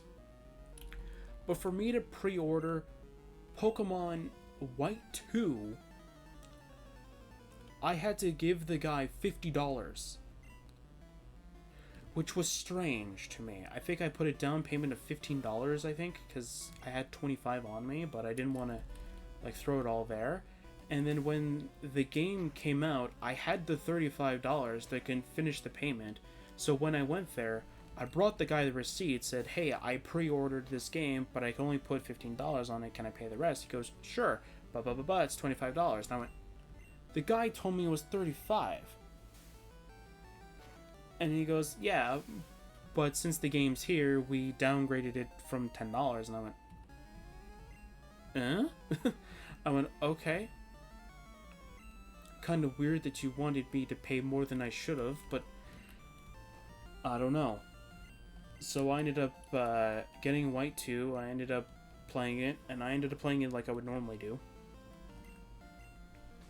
Not like what I did with Pokemon Black. Which was kind of funny, because like I think I tried to at the beginning, but I just ended up giving up on it. I just didn't care that much. But I think before I got White 2, I got Pokemon Black. No, I got Pokemon White, sorry, not Black. And this is what's really hilarious, okay? Pokemon White, or Pokemon Black, sorry, I did my whole Pulse scenario kind of thing. And I was able to beat... Was it Enon gets his first try? Yeah, I beat Enon gets his first try. But then again, this was back when I ended up, what was it? I ended up moving Reshiram into my party, pretty much. Because I thought that's what you were supposed to do. And because my Pokemon were, except for 2 or 3 of them, I think. I forget what the other one was. I know there was a couple Pokemon that I was like, you know what, I need you kind of thing. I think I had a Flyer that I kept all the time. And an HM Slave, I think, that I also tried to keep as much as I can. But pretty much, yeah, like I had Pokemon that I could like toss out for the most part. And I think that when I did Pokemon Black, I made a first try with the Reshiram, and for Pokemon White, with a now more balanced team, minus the Zekrom that you get a hold of, pretty much, I tried the same exact strategy that I did with the Reshiram, just vice versa, like change it up to being Zekrom kind of thing. I lose to N. Or maybe it was Getsus, I forget which one it was. I lost to one of them, and I was like, really? And everybody's telling me that Zekrom is better than Reshiram, and I just lost. And I didn't really have that many good Pokemon on my Pokemon Black team. As I said, I had a lot more throwaway Pokemon than I did on this team. So, I don't know what the heck went wrong, but something went wrong. So I ended up having to train Zekrom to be level 52, or 53 or something like that, before actually fighting them again. And then it happened. I won. And I went, wow, really? And Zekrom is supposed to be way better than Reshiram? I don't think so. I just proved I was wrong. And it wasn't the way that I was playing it. Like, I was playing it like I did with Reshiram. Like, whatever Reshiram had, Zekrom has sort of the polar opposite in terms of the spectrum of special to physical ratio. Because I think Reshiram had Dragon Pulse, where I think Zekrom had Dragon Claw, I think. I'll double check, but I'm pretty sure that's how it was.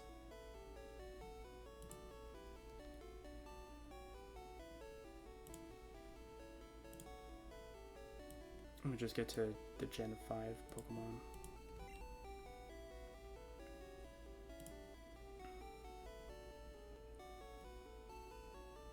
Oh, it doesn't tell you. It doesn't tell you what moves they had, though. It just tells you what level they were. Maybe it'll spark my memory if I just look at it.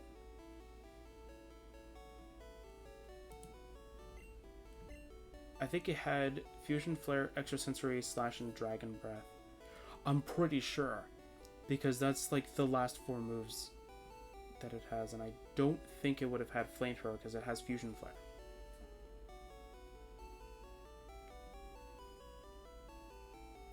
And then Zekrom, of course, had something similar to it. Maybe it had Dragon Claw. Maybe that's... No, it also had Dragon Breath. Oh, but it had Zen Headbutt. That might have been different. No, I don't think so. I don't think that would have been changing anything for the most part.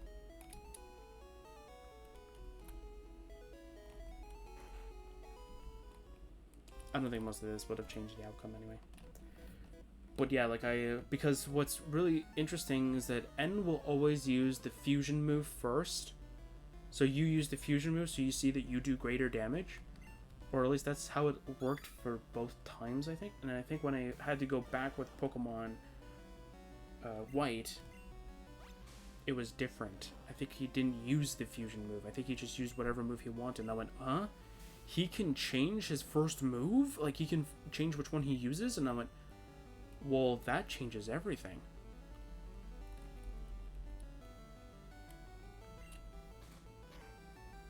Like, I was really confused at that point. I was like, he can change that? Wow, I didn't know he could do that. Then I think for X and Y, I was a little late in getting it. I think I had to wait 6 months? Let's see here. Actually, when did they come out? Because I can tell you when I got it.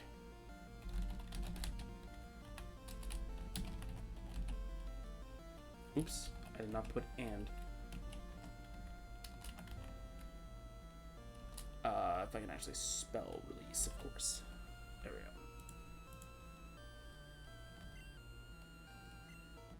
It was in October, okay, so that would have been...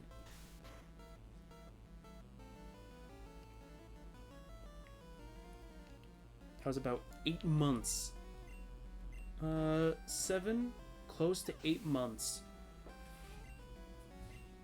After the release, I was able to actually get X and Y with a 3DS as well. I still actually have that 3DS right now. But that's but it was like 8 months after they came out, I was able to actually end up playing them. I forget who I started off as though.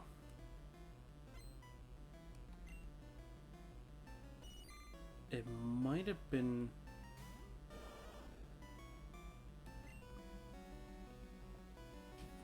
Like, I was able to play through all 3 of them with the starter, with all the different starters.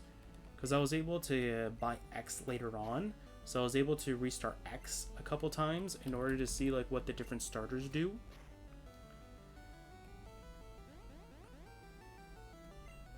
And that never really did change, to be fair. I think I had a harder time with what was it, Delphox, than I did with any of the other ones.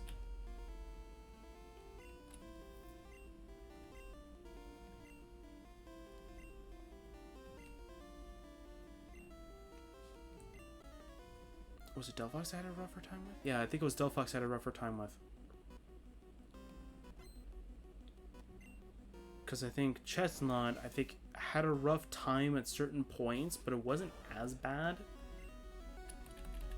as any of the other ones. As if Delphox had a rougher time at certain intervals. Chestnut just had a rough time on certain points, and then other points it was like the best Pokemon to use. And I think Froakie never really did have a problem. Or Greninja never really did have a problem at any point, so I was just A-okay with everything.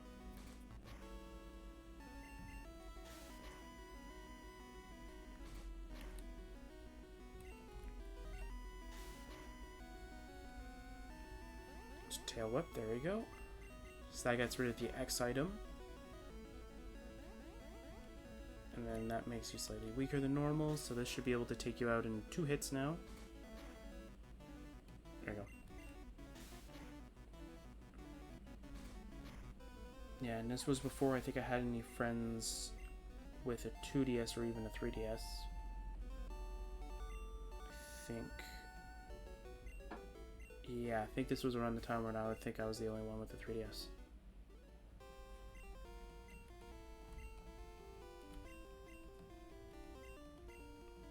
So that was kind of fun though.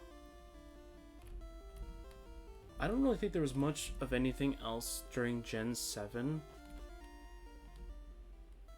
I think I got it on the day of, but it was really weird though.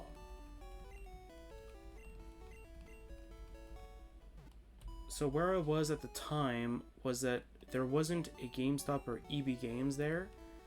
So I had to go to a different store, which you can't actually pre-order the cartridge. I don't know why, but for some reason you couldn't, which was weird to me.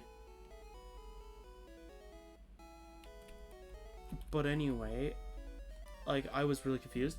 But you can grab, I forget what it was called. It was like an eShop card kind of thing. Or a Nintendo eShop card, and what it was that you can sort of like pre-purchase it that way, but what it was a digital copy of the game. And if you don't know this, don't get me wrong, I didn't know this either. The normal 2DS and 3DS like console itself has about a 4 gigabyte, pretty much, roughly thereabout, internal space, which for Pokemon Sun and or Moon, mind you, depending on which one you ever get, that's enough to fill the cartridge, enough to fill the game, fill the console pretty much, and then that's it. You can't put anything else on there. You can't put any other games on there because it doesn't have the space for it. I was really confused at this point in why would they not give you the option to pre-order the cartridge itself, and they're going to give you this version. Who knows?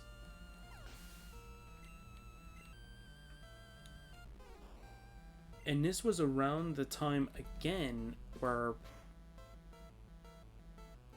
I paid more than I think I needed to, because I gave the guy $50 for the game, and I'm like, is that normal again for this type of area? Like, this type of era now? Like, is it still $50 or is it $40 now?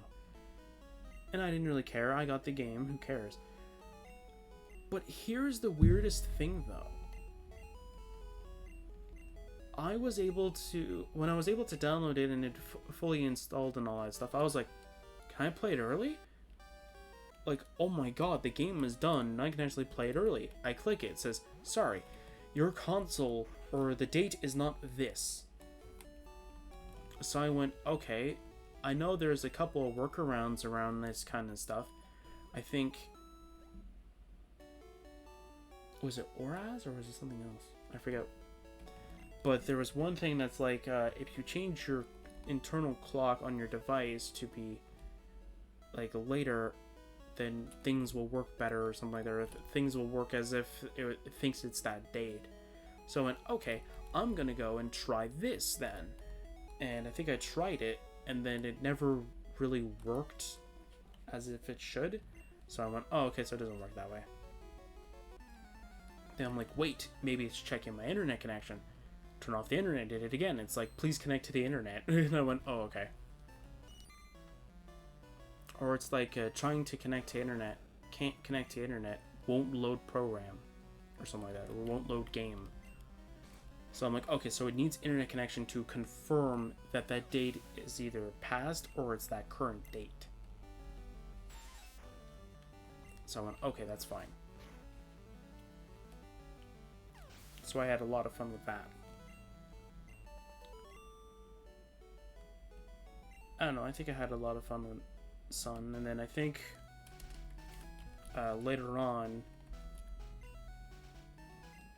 I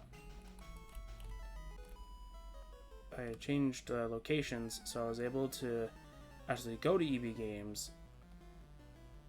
I bought a 2DS, which I think I've already said on a video that is homebrew now, but at that point it wasn't.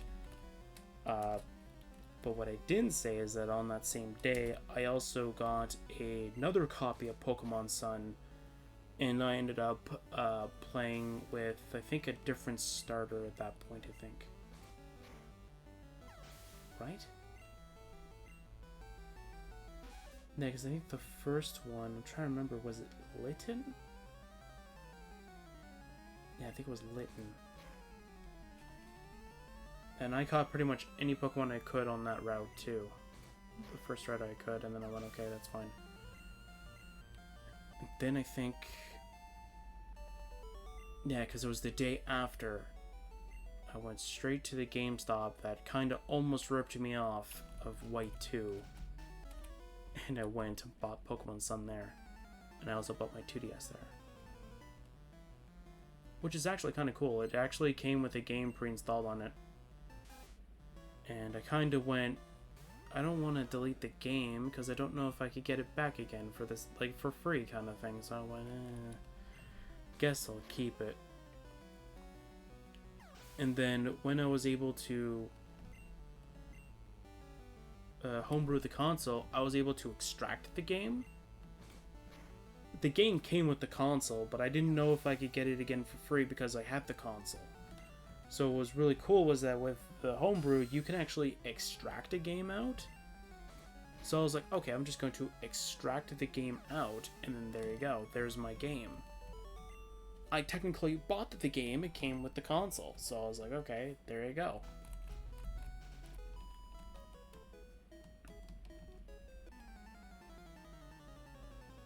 And then I think I beat Sun.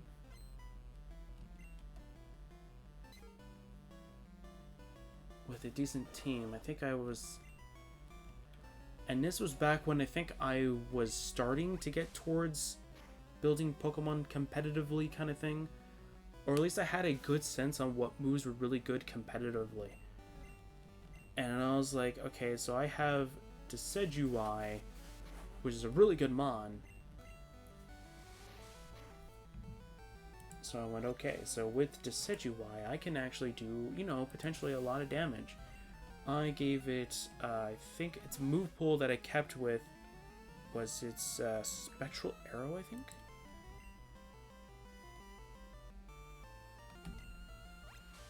I don't remember what its special move was. But I always kept it with that. I kept it with Leaf Blade because, well, I kept it with any move that it could get stab off of because why not?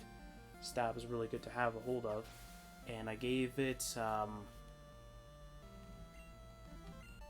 what was the other one?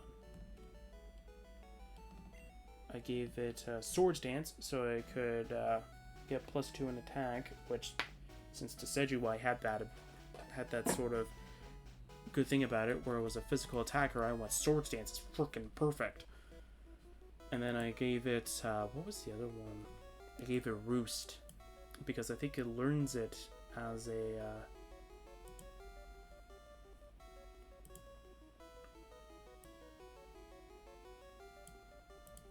I think it learns it as a level up move. I don't, oh, it's Spirit Shackle, sorry. I think its Z move is probably like Spectral Arrow or something like that. I don't know.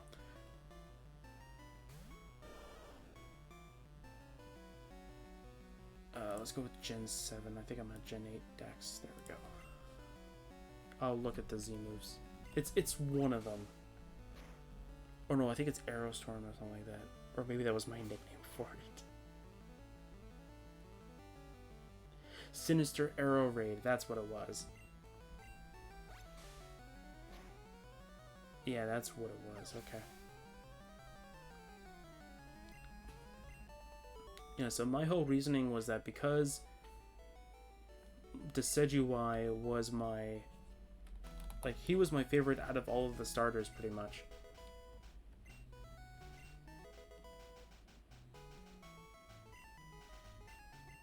And when I looked up his hidden ability, I went, oh my god, that's amazing. Then I found out you couldn't get the hidden ability, so I was really, really sad. Because Decidueye's hidden ability is Long Reach, which means that moves that make contact don't actually make contact with the target. And I went, this is cool!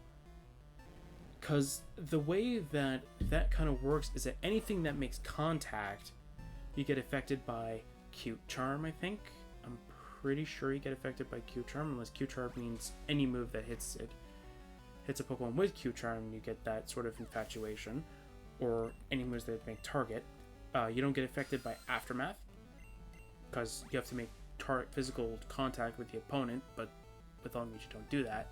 You don't get affected by Static, you don't get affected by, like, Rough Skin, or Iron Barbs. Like, you don't get affected by these kinds of things, and I'm hearing these people going like, oh, this is a stupid hidden ability, and I'm like, really? Like, do you guys not understand this? Like, do you guys not understand the implications that this has?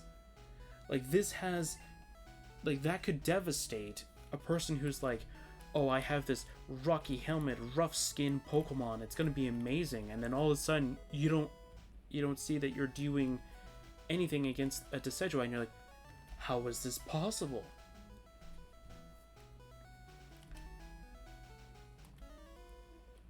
It's not that, like, it's not like the greatest combo, but like, it's a really good thing too. At least it was in my opinion. And I went, wow. And then I ended up giving, I think my first Decidueye, I think I had to give it Protective Pads. I think is the item. Could be wrong, but I think it was Protective Pads. I think that's the item. Let me see.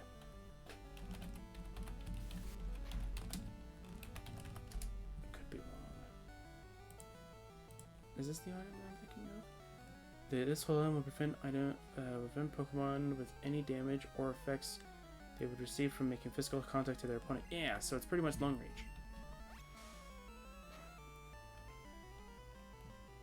And I ended up like giving my Decidueye this up until I can end up getting the hidden ability. And when I think, was it Ultra Sun and Moon, I think, that it came out where you can actually do it? Or did they have an event before then? I think it was an event before then. Oh, when I also went through Sun and Moon, or Pokemon Sun the first time, technically the second, because I never got far enough in order to actually give myself it. But the second time when I was with my Decidueye, I actually did go through the Pokemon Sun and Moon demo. I only missed one day, which I think was supposed to give you like a nugget or something. It was like some other item that it didn't really matter if you missed that day kind of thing. So pretty much I had the Battle Bond Greninja during this entire time, and I think I barely used it. Or I only used it in very certain circumstances. Which someone would say, it doesn't really mean you used it kind of thing. It was only there, pretty much. Because I had the XP share on. Not like it mattered, because I only ever used a Decidueye, and the only time I ever used a Greninja was mostly in double battles, or when I was against the trial where Greninja was super effective against. Minus grass.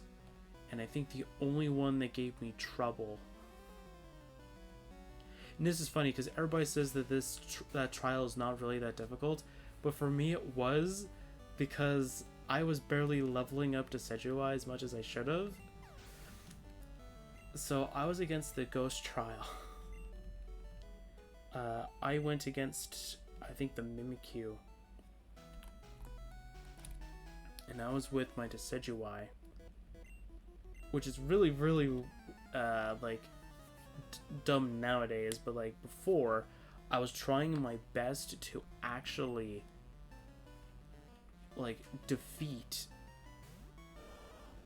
this trial with pretty much only my Decidueye. Every other Pokemon is pretty much not even geared up specifically to go and end up dealing with such a monster like that.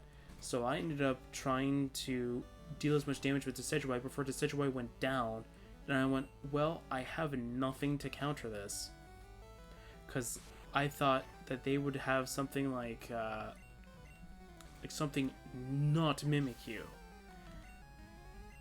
because I did not know its typing, but I had a feeling it was Ghost something, and I went, how come I'm not doing as much damage? And then later on, I discovered that Mimikyu is actually a Ghost Fairy. I went, oh, that's why I wasn't doing much damage. Or wait, no. I'm trying to remember, did they ever reveal it during Sun and Moon's, like, whole fiasco, pretty much almost revealing everything in the game?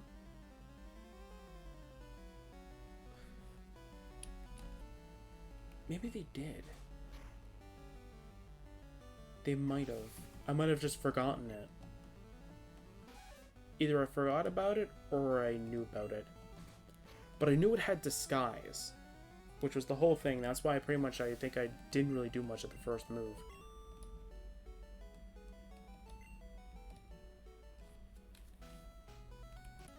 And I barely ever used Z moves, too.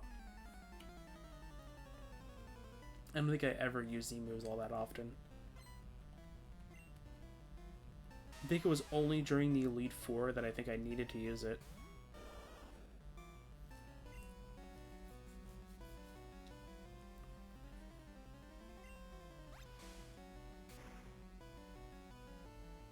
Yeah, because I know one Pokemon in my party for the end of it was a Alolan Ninetales, because I thought it was a beautiful Pokemon and I wanted to go catch it. And I was able to finally get a Alolan Vulpix, and then I think... when did I get my shiny one?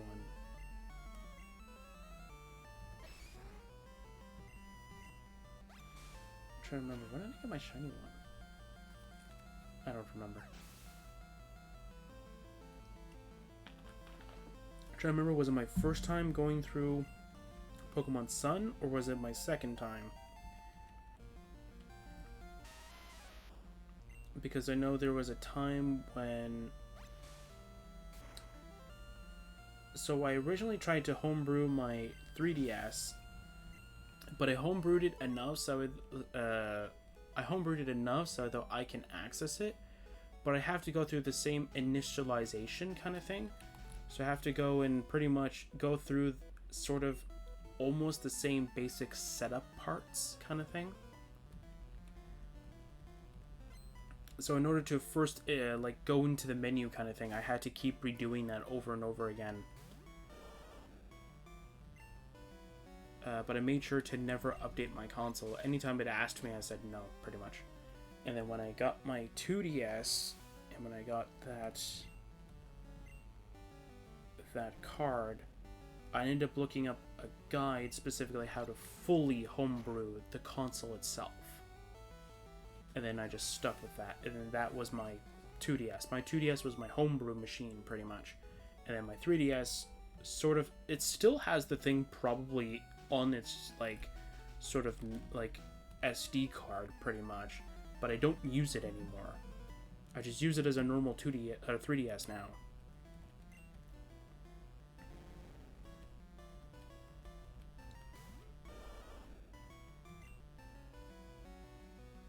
Yeah, because I think that's pretty much every newish Pokemon game. Other than Pokemon Sword. Yeah, because I think Ultra Sun, nothing really too much changed. Except for I think I started off with the Rock Ruff. Right? It was the Rock Ruff with its hidden ability, Own Tempo, I think? Or is that its hidden ability, or the other one that's supposed to have the Own Tempo ability? And I went, oh, cool.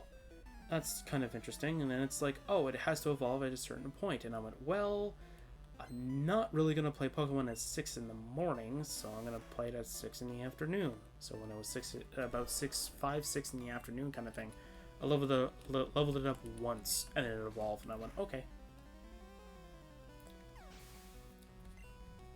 And that thing was a pretty good, like, that thing was a monster pretty much at the beginning stages. And then at the late stages, it's pretty much, it starts getting towards that obsolete kind of stage where it's like, it's good early game, but by the time you get to mid and late game, you're like, okay, I need something better than this.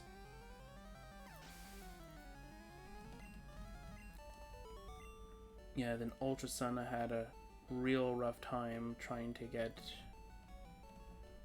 all of the legendaries, I think. Was it the legendaries? Or was it the...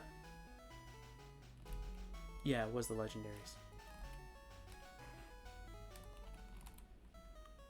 I remember now, yeah, it was the legendaries. Because, like, going through the Ultra Wormhole and stuff like that was really weird for me. That, and the first time you have to go through it for the story, it's motion controlled. That was complete and utter trash. They should have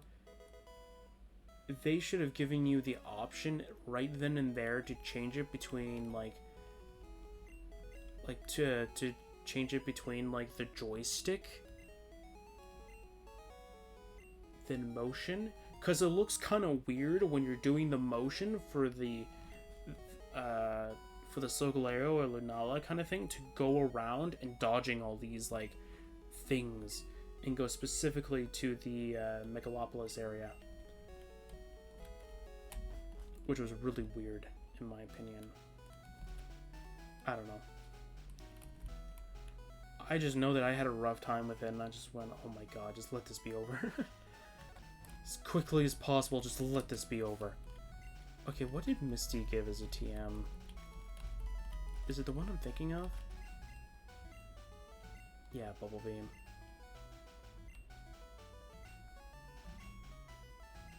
Yeah, I want Bubble Beam, please.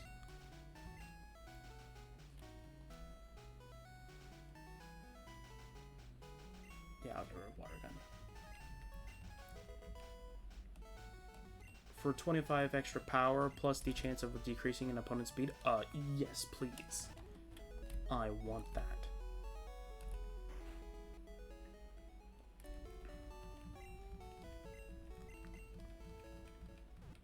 I can't really think of any other time where I actually needed... where I actually, like, liked a Pokemon game a lot. I know Sword and Shield was a big disappointment, but it wasn't really that bad. I think the reason why I was very disappointed was that literally, I think a year or two ago, when did this game came out? That's the thing that really, like, irked me about it.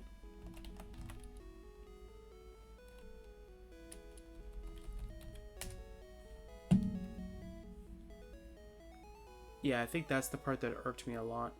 So, the game that was sort of a part of Nintendo's, like, I think, trio of games, Pokemon, Zelda, and Mario, pretty much. Like, Breath of the Wild, which was an open world, which would have been perfect for Pokemon too. An open world game that specifically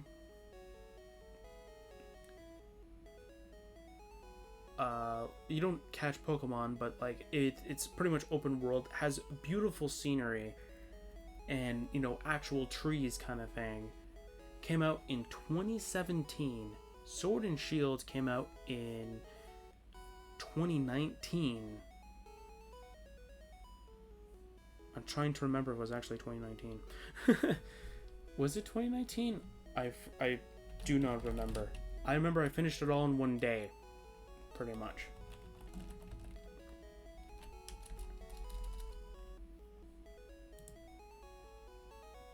Yes, 2019. So it came out in 2019.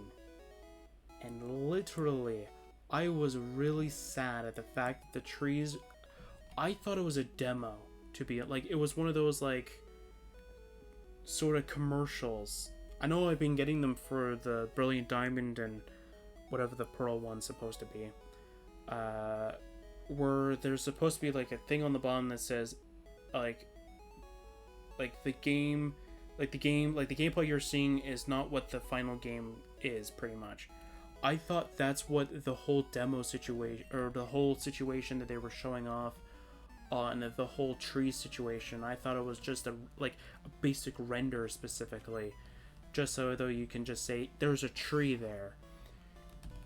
And then when I first got it, I went straight to look at the first tree and I went, I'm very disappointed. I went, okay. You know what? You want to throw these random 240p trees here with nothing else there? That's fine. But you know what? I kind of wish that you actually did something different. But that's fine. Oh yeah, Bite is not dark type in this gen. I kind of forgot about that. Should have gone Red Tackle for it. Anyway, it's fine. Does this guy give dig, or do you get it from the boat? No, you get it from him, don't you?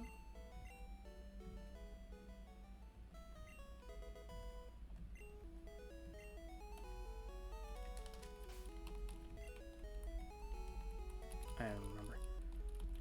Is it here you get dig? Yeah, it's here you get dig, okay. I'll just replace tackle with it then. Or whatever the final move is.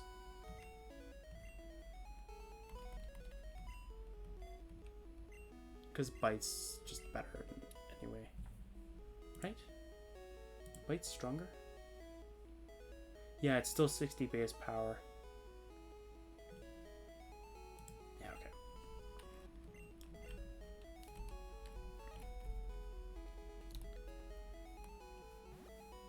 Yeah, because I think for Gen 8, I pretty much went with only Grookey for pretty much most of it. I caught Pokemon at the very beginning as much as I did. I still have that save. I still have all those Pokemon.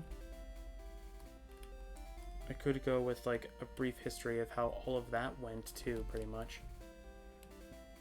But pretty much I went and tried and sticked with, I think after later on, I ended up just going like, you know what? You know what I'm going to do? I'm going to go stick with all Pokemon that came brand new in Gen 8. And that's pretty much how that went. I went and stuck with Grookey for the most part, and then I later discovered that what I should have done but before that was that I did all the raid dens in a certain... I did 10 raid dens before they all resetted in my beginning area, right when the wild area opened up. And I went, oh cool, I got these experience candies, whatever they do. And then it told me in the bag, and I went, oh okay. So I went, well, I'm gonna equally distribute them to, like, you know, to every member kind of thing. And then I realized what I should have done. But anyway, so I went, okay, so this is not that bad. So okay, you know, who really cares? I'm just gonna go stick with what I have. So I ended up going into the first gym without... Did I not Dynamax? No, I Dynamaxed, I think. But then later on, I didn't need to Dynamax anymore. I just went in with Rillaboom, bulked up twice, and went, okay, I can sweep now. And then I think... Yeah, because I think for the first gym, I think I led with Corvisquire. Right? I led with Corvisquire. And Corvisquire just pretty much sweeped as much as he could, I think, before he fainted, I think. I think it was Max Overgrowth, I think, that took him out. And then I went in with... Oh, I forget what Grookey's second form is called. Oh, I don't remember what his second form is called. But I went in with that later on, and he just ended up just destroying... Elticloss? I don't remember. He just ended up destroying it, and I went, oh, okay. He destroyed it. Good job, buddy. In the second gym, I just led with Grookey's second form, and then I just ended up just sweeping Nessa, which was kind of sad though, because I thought that she would have something that, like, you know, resisted, like, you know, grass at least. But then nope, I was completely fine. Grookey just took care of everything. I went, okay, thank you. But I think I had to change his nickname later on because I ended up not saying its full name like all the time. I ended up changing it because I had to change it later on because I was only saying the beginning half of my Grookey's name. I nicknamed it Grumsley, and I kept always calling him Grum because I could never like say Grumsley all the time. I kept saying, "Come on, Grum," and then I went, you know what? Why don't I just nickname him to Grum now? Just because I'm not even saying the Zlay part. I'm just calling him Grum. So I just ended up nicknaming him Grum. So pretty much you just hear me go Grum, and it's like, what? Who's Grum in this situation?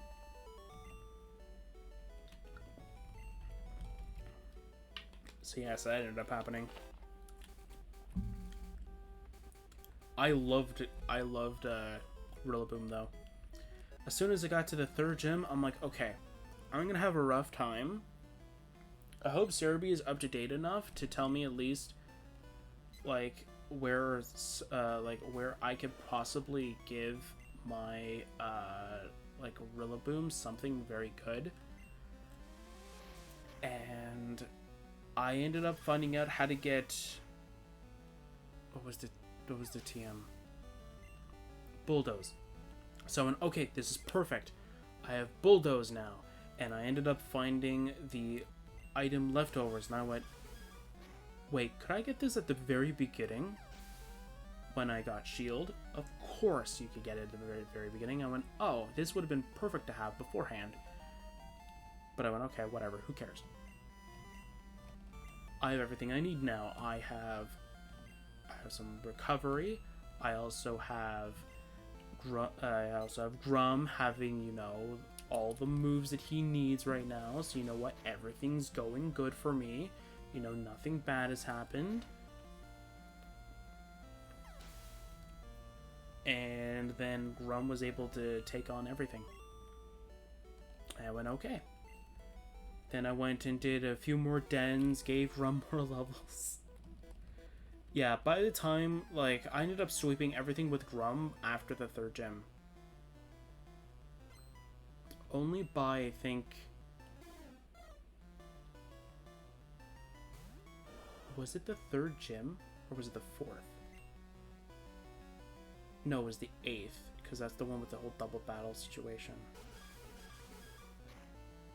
Yes, it was the 8th gym. Now I remember. So by the time so all the time I was pretty much just using Grum for everything. Grum defeated the 4th, the 5th, the 6th, the 7th, and then by the time it was the 8th, you had to have another Pokemon. Now at this point, I was training up Hatterene. I'm trying to remember what its lower form was called, but I ended up getting it right when you're supposed to, so I went perfect. So I'm like, okay, I think this thing's a fairy, and when I looked at its typing, it was a fairy, and I went perfect. I might need you later on. So something told me that something was going to have, or something was going to, I'm going to need it specifically just to do something like this. So okay, so now that I have a fairy, I can be able to take on the 8th gym. But I pretty much had a level 60 or 70 Rillaboom and a level 40 something Hatterene. Or something like that. Like I had pretty much a very over-leveled Rillaboom, and my Hatterene was just enough to take on like the 8th gym like trainers. So it's not like one of those things where it's like I can easily take on the 8th gym with just 2 Pokemon. I had Hatterene with me. And by the end, I think, by the time I beat Raihan, I think I needed to use the 3 main Pokemon, I think, on my team. Which were... Well, by the time it would have now have been... which would have been Corviknight, Rillaboom, and Hatterene. Hatterene fainted, which I was very surprised for, but anyway. Hatterene fainted, so I went, okay, I'm going to go with Corvisquire. I know Corvisquire's not going to live, but it doesn't really matter, because I'm just bulking up with my Rillaboom. And I just need to stall and just need to do enough damage with the ones that would, at least when Rillaboom's doing the sweeping, it makes it much easier, kind of thing. And Rillaboom just sweeped everything. And I think this is the part where I needed to, where I knew I needed to change up Rillaboom's move pool, because Rillaboom's move pool is really not that great. So I went, okay, I have an idea of what I need to do.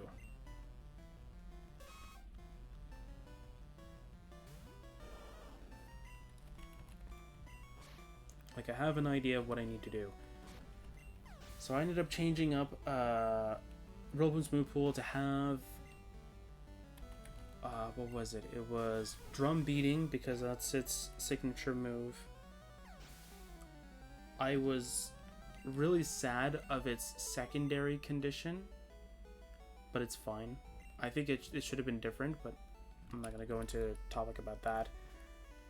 It still kept Bulk Up because Bulk Up was a really good move, so I didn't really think I needed to change it. And then what was the other ones? I gave it Darkest Lariat, and then when I found out that I could end up having... What was the other one? And then when I went to, I think, Winden, I think is the area, I was able to get...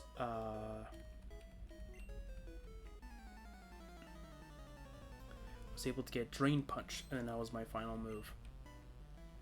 And I knew I needed Drain Punch specifically because I found out that, like, Rillaboom is better at not slowing down the opponent, or I think Drum Beating did that specifically all by itself, I think. Is that what it is?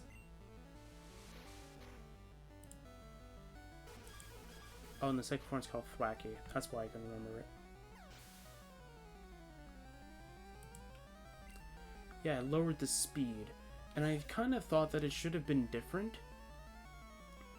I thought that maybe either lowering the defense, or at the very least, what it could have done was at least sapped a little bit of life or something like that. Or prevented the opponent from leaving. Preventing the opponent from leaving would have been a really cool idea too. Now that I'm thinking about it. But still, like, there could have been many other things you could have given it that would have been much, much better. But you know what? I don't really care. I used drum beating. I gave it Darkest Lariats specifically because I had the TR for it. I think it's a TR. Yeah, it's a TR. And because I thought that what it did was that... Okay, this is what I thought would happen. Or this is what I thought Darkest Lariat did. If you know exactly how Darkest Lariat works, please explain it to me, because I thought this is exactly how it works. So when your opponent has a +1 physical defense kind of thing, Darkest Lariat ignores it. So if you were to, let's say, ignore, or not ignore, but if you were to lower their physical defense, Darkest Lariat would just not, like, need to ignore it because you've weakened it. And every time I look at information about this, people keep like on I think it was a like a Smogon thing where people are like, no, it even ignores when their defense is lowered. And I went, that better not be the case, because that's kind of weird. Because if you try and lower down the opponent's defense in Darkest Lariat and it's like, oh, sorry, it doesn't do anything. Well, that's kind of weird. Because then what's the point of lowering their defense?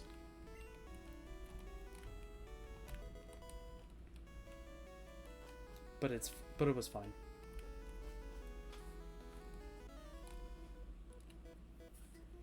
And then I think right before the Elite Four, the final champion tournament thing, pretty much, I went around the wild area pretty much, and I ended up farming enough specifically to get Rillaboom to level 100, and it just went, I'm never gonna need to rely on another Pokemon ever again. Just use Rillaboom and I'll win.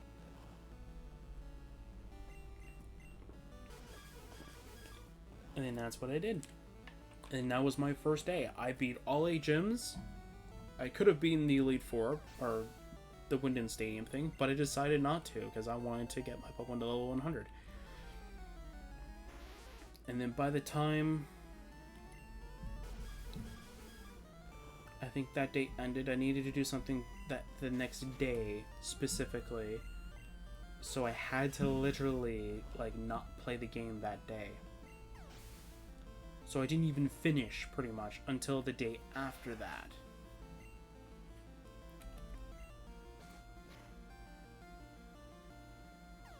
Yeah, because I think it was... Yeah, because it was the day after that, because we had that whole thing that the next day.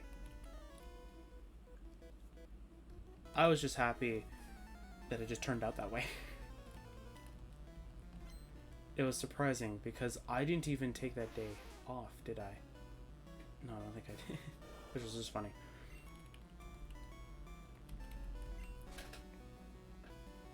But yeah, it was hilarious.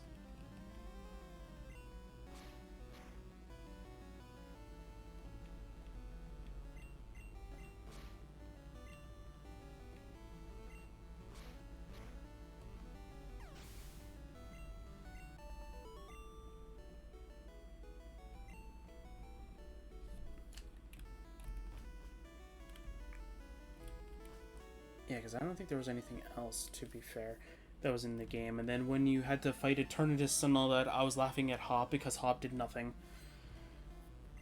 I was literally laughing because Hop is like trying to do like a little bit of damage. I'm like trying to keep up enough against with the two pretty much like title legendaries. Like, I'm keeping up with them. I'm doing half damage of what they're doing. And Hop's just doing, like, a sliver of damage, and I'm just laughing at Hop, going, like, Hop, you're useless, pretty much at this point.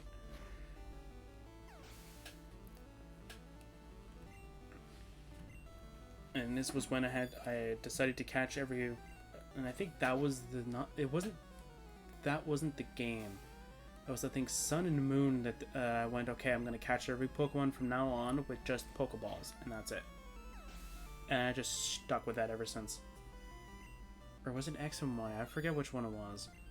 But I know one of them I just went, okay, you know what? I'm gonna catch every Pokemon with a Pokeball. I don't care how much I rage quit or how much I rage at it. I'm still only gonna catch it with a Pokeball because I find that it's more of a.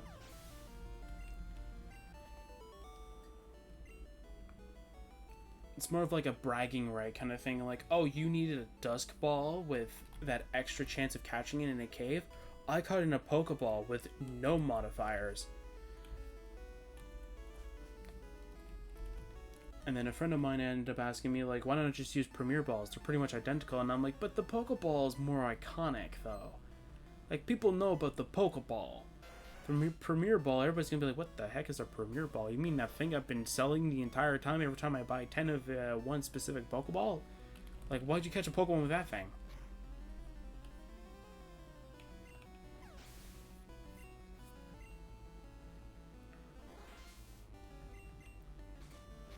Like, that's pretty much how I look at it, though.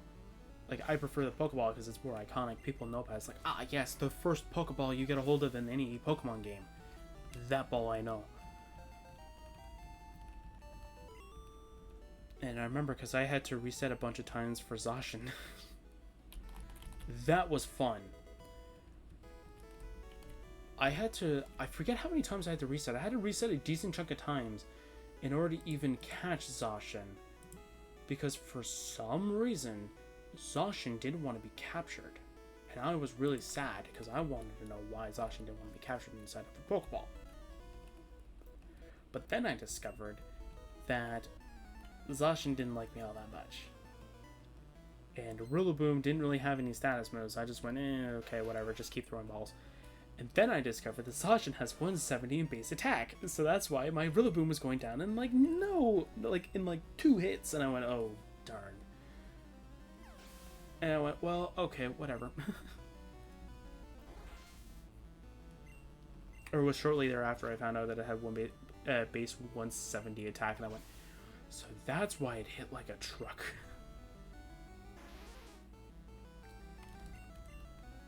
And then shortly thereafter I was able to, like, the game was able to give you, like, bonus things kind of thing. Like the battle tower and all that. I didn't do the battle tower until shortly after you're able to transfer over Pokemon through Pokemon Home, I think. Because I transferred my...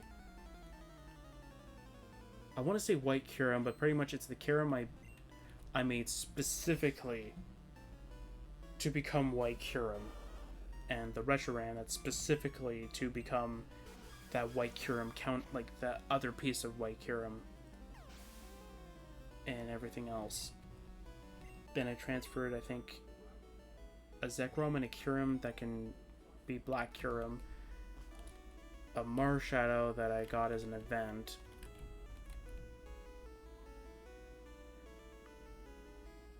What was the other ones? 2 Necrozmas from 2 different versions. Ultra Sun and Ultra Moon version. And then a Lunala and Solgaleo from, again, those versions. So Ultra Sun, you got Solgaleo, and Lunala from Ultra Moon kind of thing. Or at least that's how I got them, pretty much.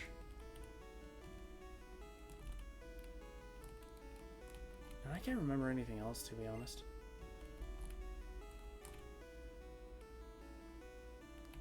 And I think that's pretty much how it was.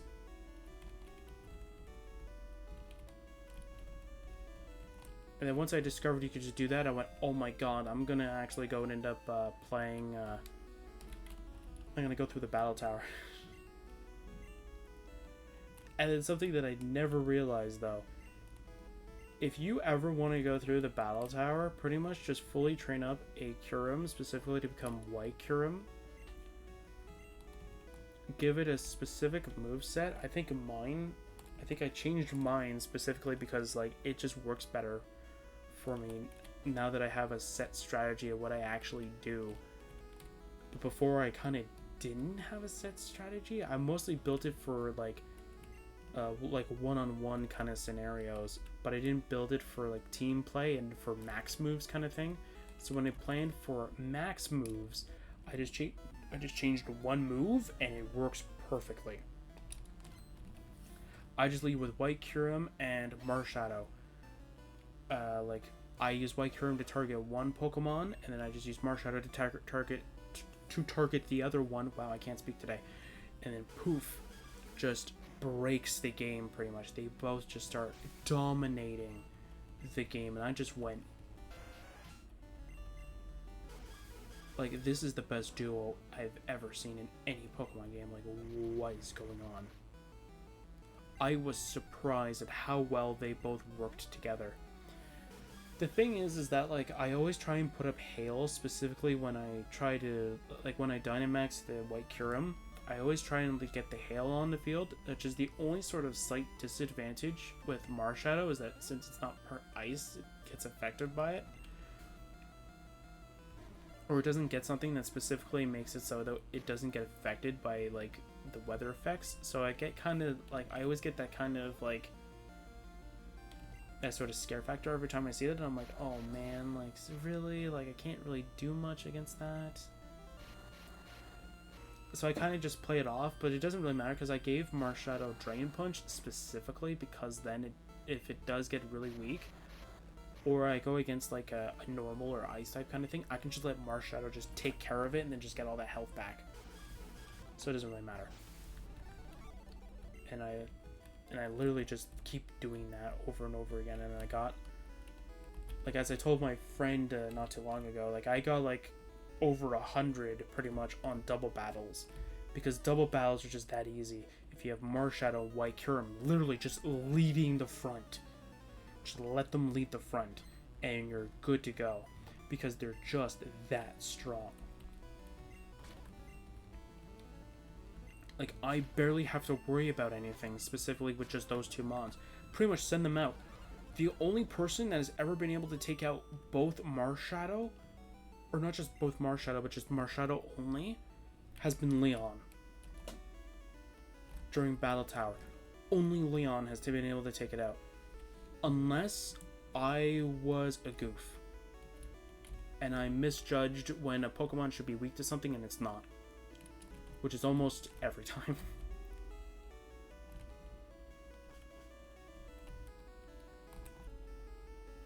It's weird because there are certain Pokemon types that you think you understand what they're weak to, because you look at them as both individual types, and on one type it's super effective, and in the other type it's not very effective. So you think it's neutral. It's not neutral. And you go like, wait, what? That doesn't make any sense. That's pretty much me. When I think that something is neutral, I go thinking it's neutral. And the game goes, it's not neutral. You're a goof. I don't know why you think it's neutral. And I went, okay, game. Thank you for telling me it's not neutral.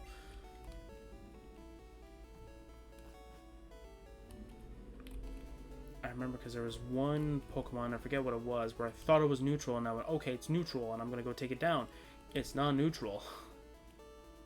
And I went, hooray, it's not neutral. And then I go down because I thought it was neutral, so I thought it was going to go down in pretty much one hit. It doesn't.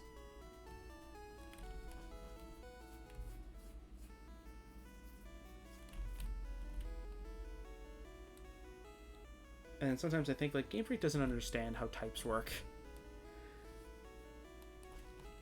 It's like those moments where you're like, it should be neutral, but it's not neutral, and you're like, okay, I don't think they understand how types work then.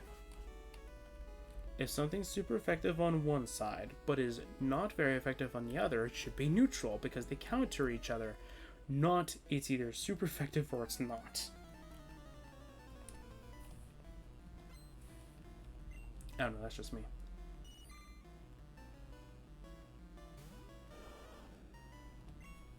Yeah, and then I think when Isle of Armor came out, I was like, well, this is going to be easy.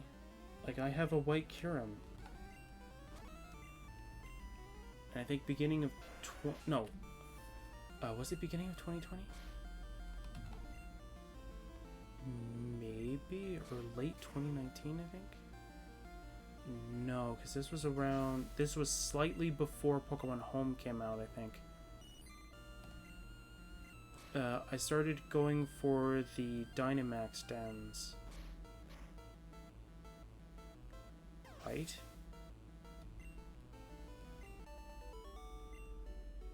No, this was late 2020. Wait.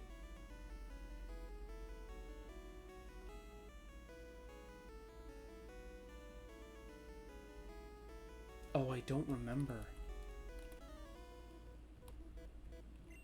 No, because I had 2 Switches and this is when I was doing it. So it would have been 2020.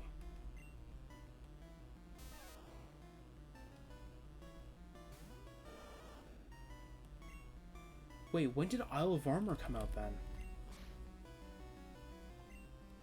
Why am I thinking it came out in 2020?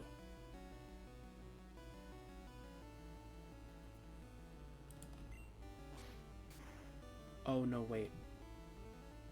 No, am I wrong? Was it late 2019, actually?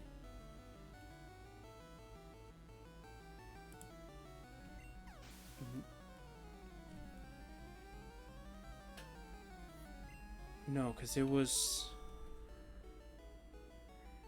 Or maybe it was 2019. I don't remember.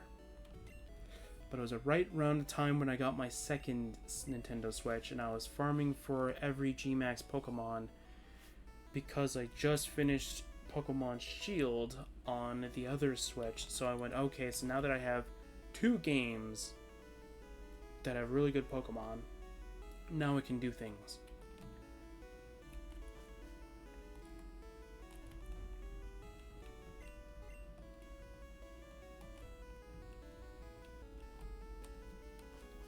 So I was able to go through all that nonsense with that. And I was really happy because since I was able to go through all that, it was really good.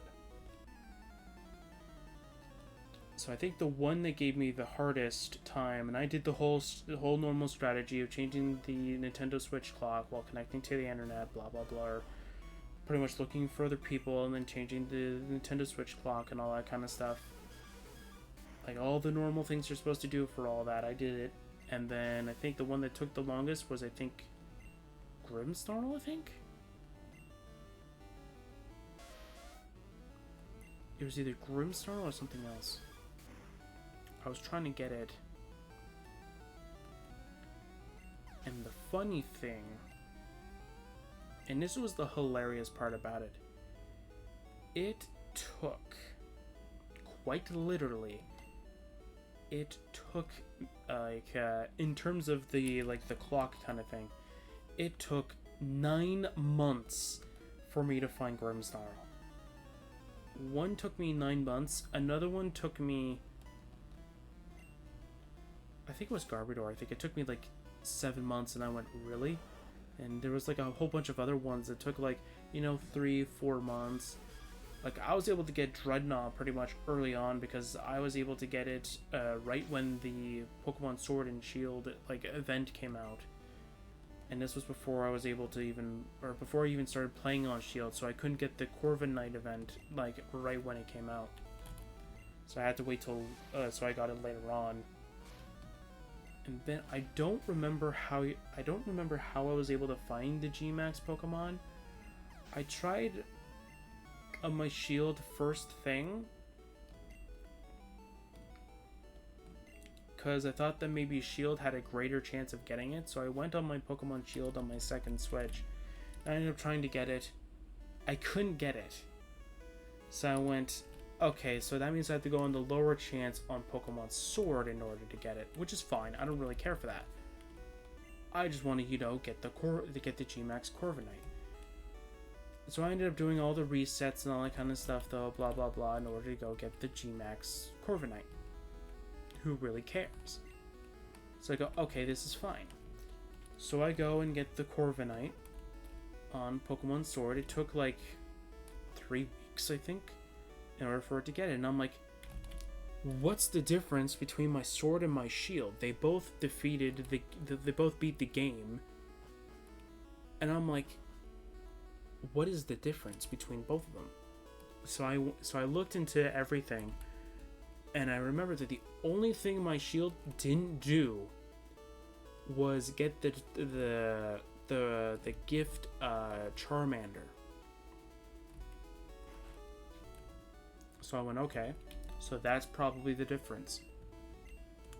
So I try again, but this time on my shield, I go get the gift Charmander, and I'm like, because this one can Gmax, maybe this is the introduction to it, saying like, oh yeah, there are some Pokemon that can Gmax kind of thing. So I went, okay, you know what, who really cares? It can Gmax.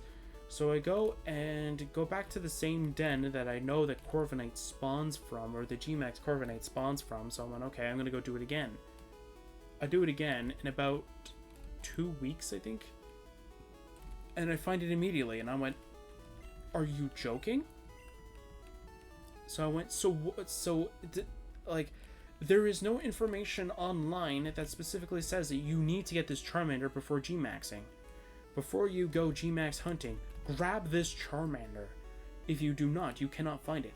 Literally, I went on my shield, skipped about 3-4 months, couldn't find the Corviknight, went on my sword, looked for about three weeks, find it immediately. I didn't find the right version. I wanted Mirror Armor one, because I thought Mirror Armor was a pretty good ability. And I was really pissed when there was no information about it. I'm like, how come I can't find a Gmax Pokemon? Everybody's like, this is how you find this Gmax Pokemon. And I'm like, that's not what I'm looking for.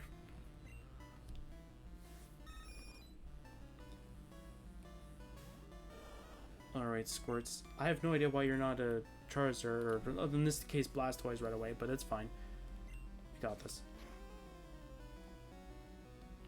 I don't know, I was really angry when I heard that, and I was like, there's no reason why it should have been there.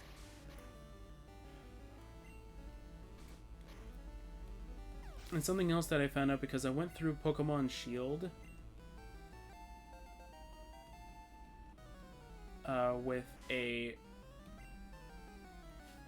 what do you call it? I went against Pokemon Shield with a Cinderace. And this was the first time I did this as well, so that's a little bit more of context for you guys, kind of thing.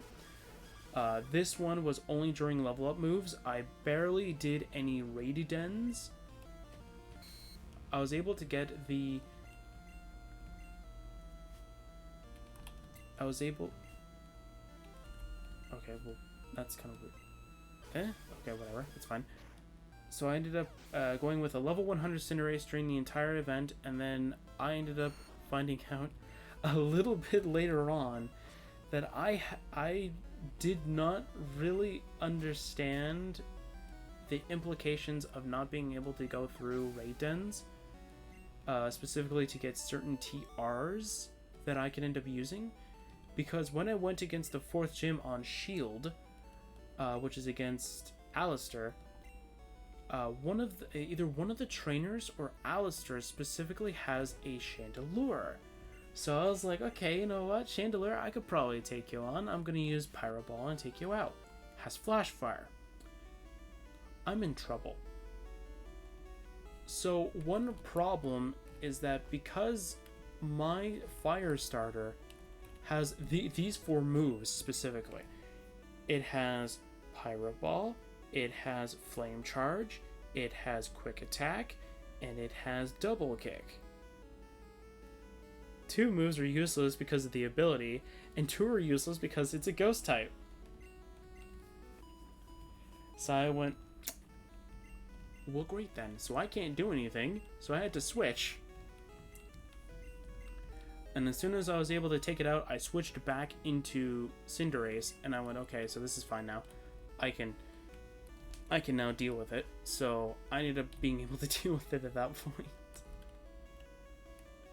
It was just so weird to like end up like going like, okay, I could beat the entire game with Cinderace. Not really.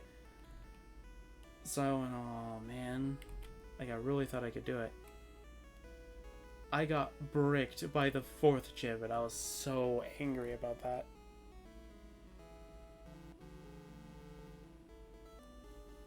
Oh, I got so angry. but it was fine. Throughout the rest of it, I thought it was very easy. Then I'm like, on sword, would I have had that same brick? And I'm like, I don't think so. Because by the time you get towards the 7th gym, which would have been the only rough one at that point, you would have been fine in another way, because you would have been hired, because I still had double kick at that point. So yeah, I would have been fine, but like, that 4th gym, man, that 4th gym, Xilestar pretty much bricked me, and I'm like, no. But it was fine. Throughout the entire game, I pretty much just beat it with Cinderace. Well, against Raihan, I had to use another Pokemon, but that's it. I made sure that they did very little in terms of help.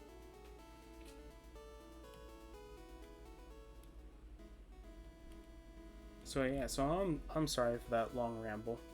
It's I don't know, there's a little bit of Pokemon history about, well, at least my Pokemon history. And yeah, so that's going to be it for Pokemon Blue's first session. We're going to go through this route next session, or I might do it off screen. Who knows? And then we will take on the 3rd, the 4th. The 4th one's going to be really difficult, but I think we should be fine as long as we keep Dig. Or we get something else to be able to take it on. And maybe even the 5th one at that point. But I think that'll be pretty much it for that session. So, yeah. See you guys next time for some more Pokemon Blue.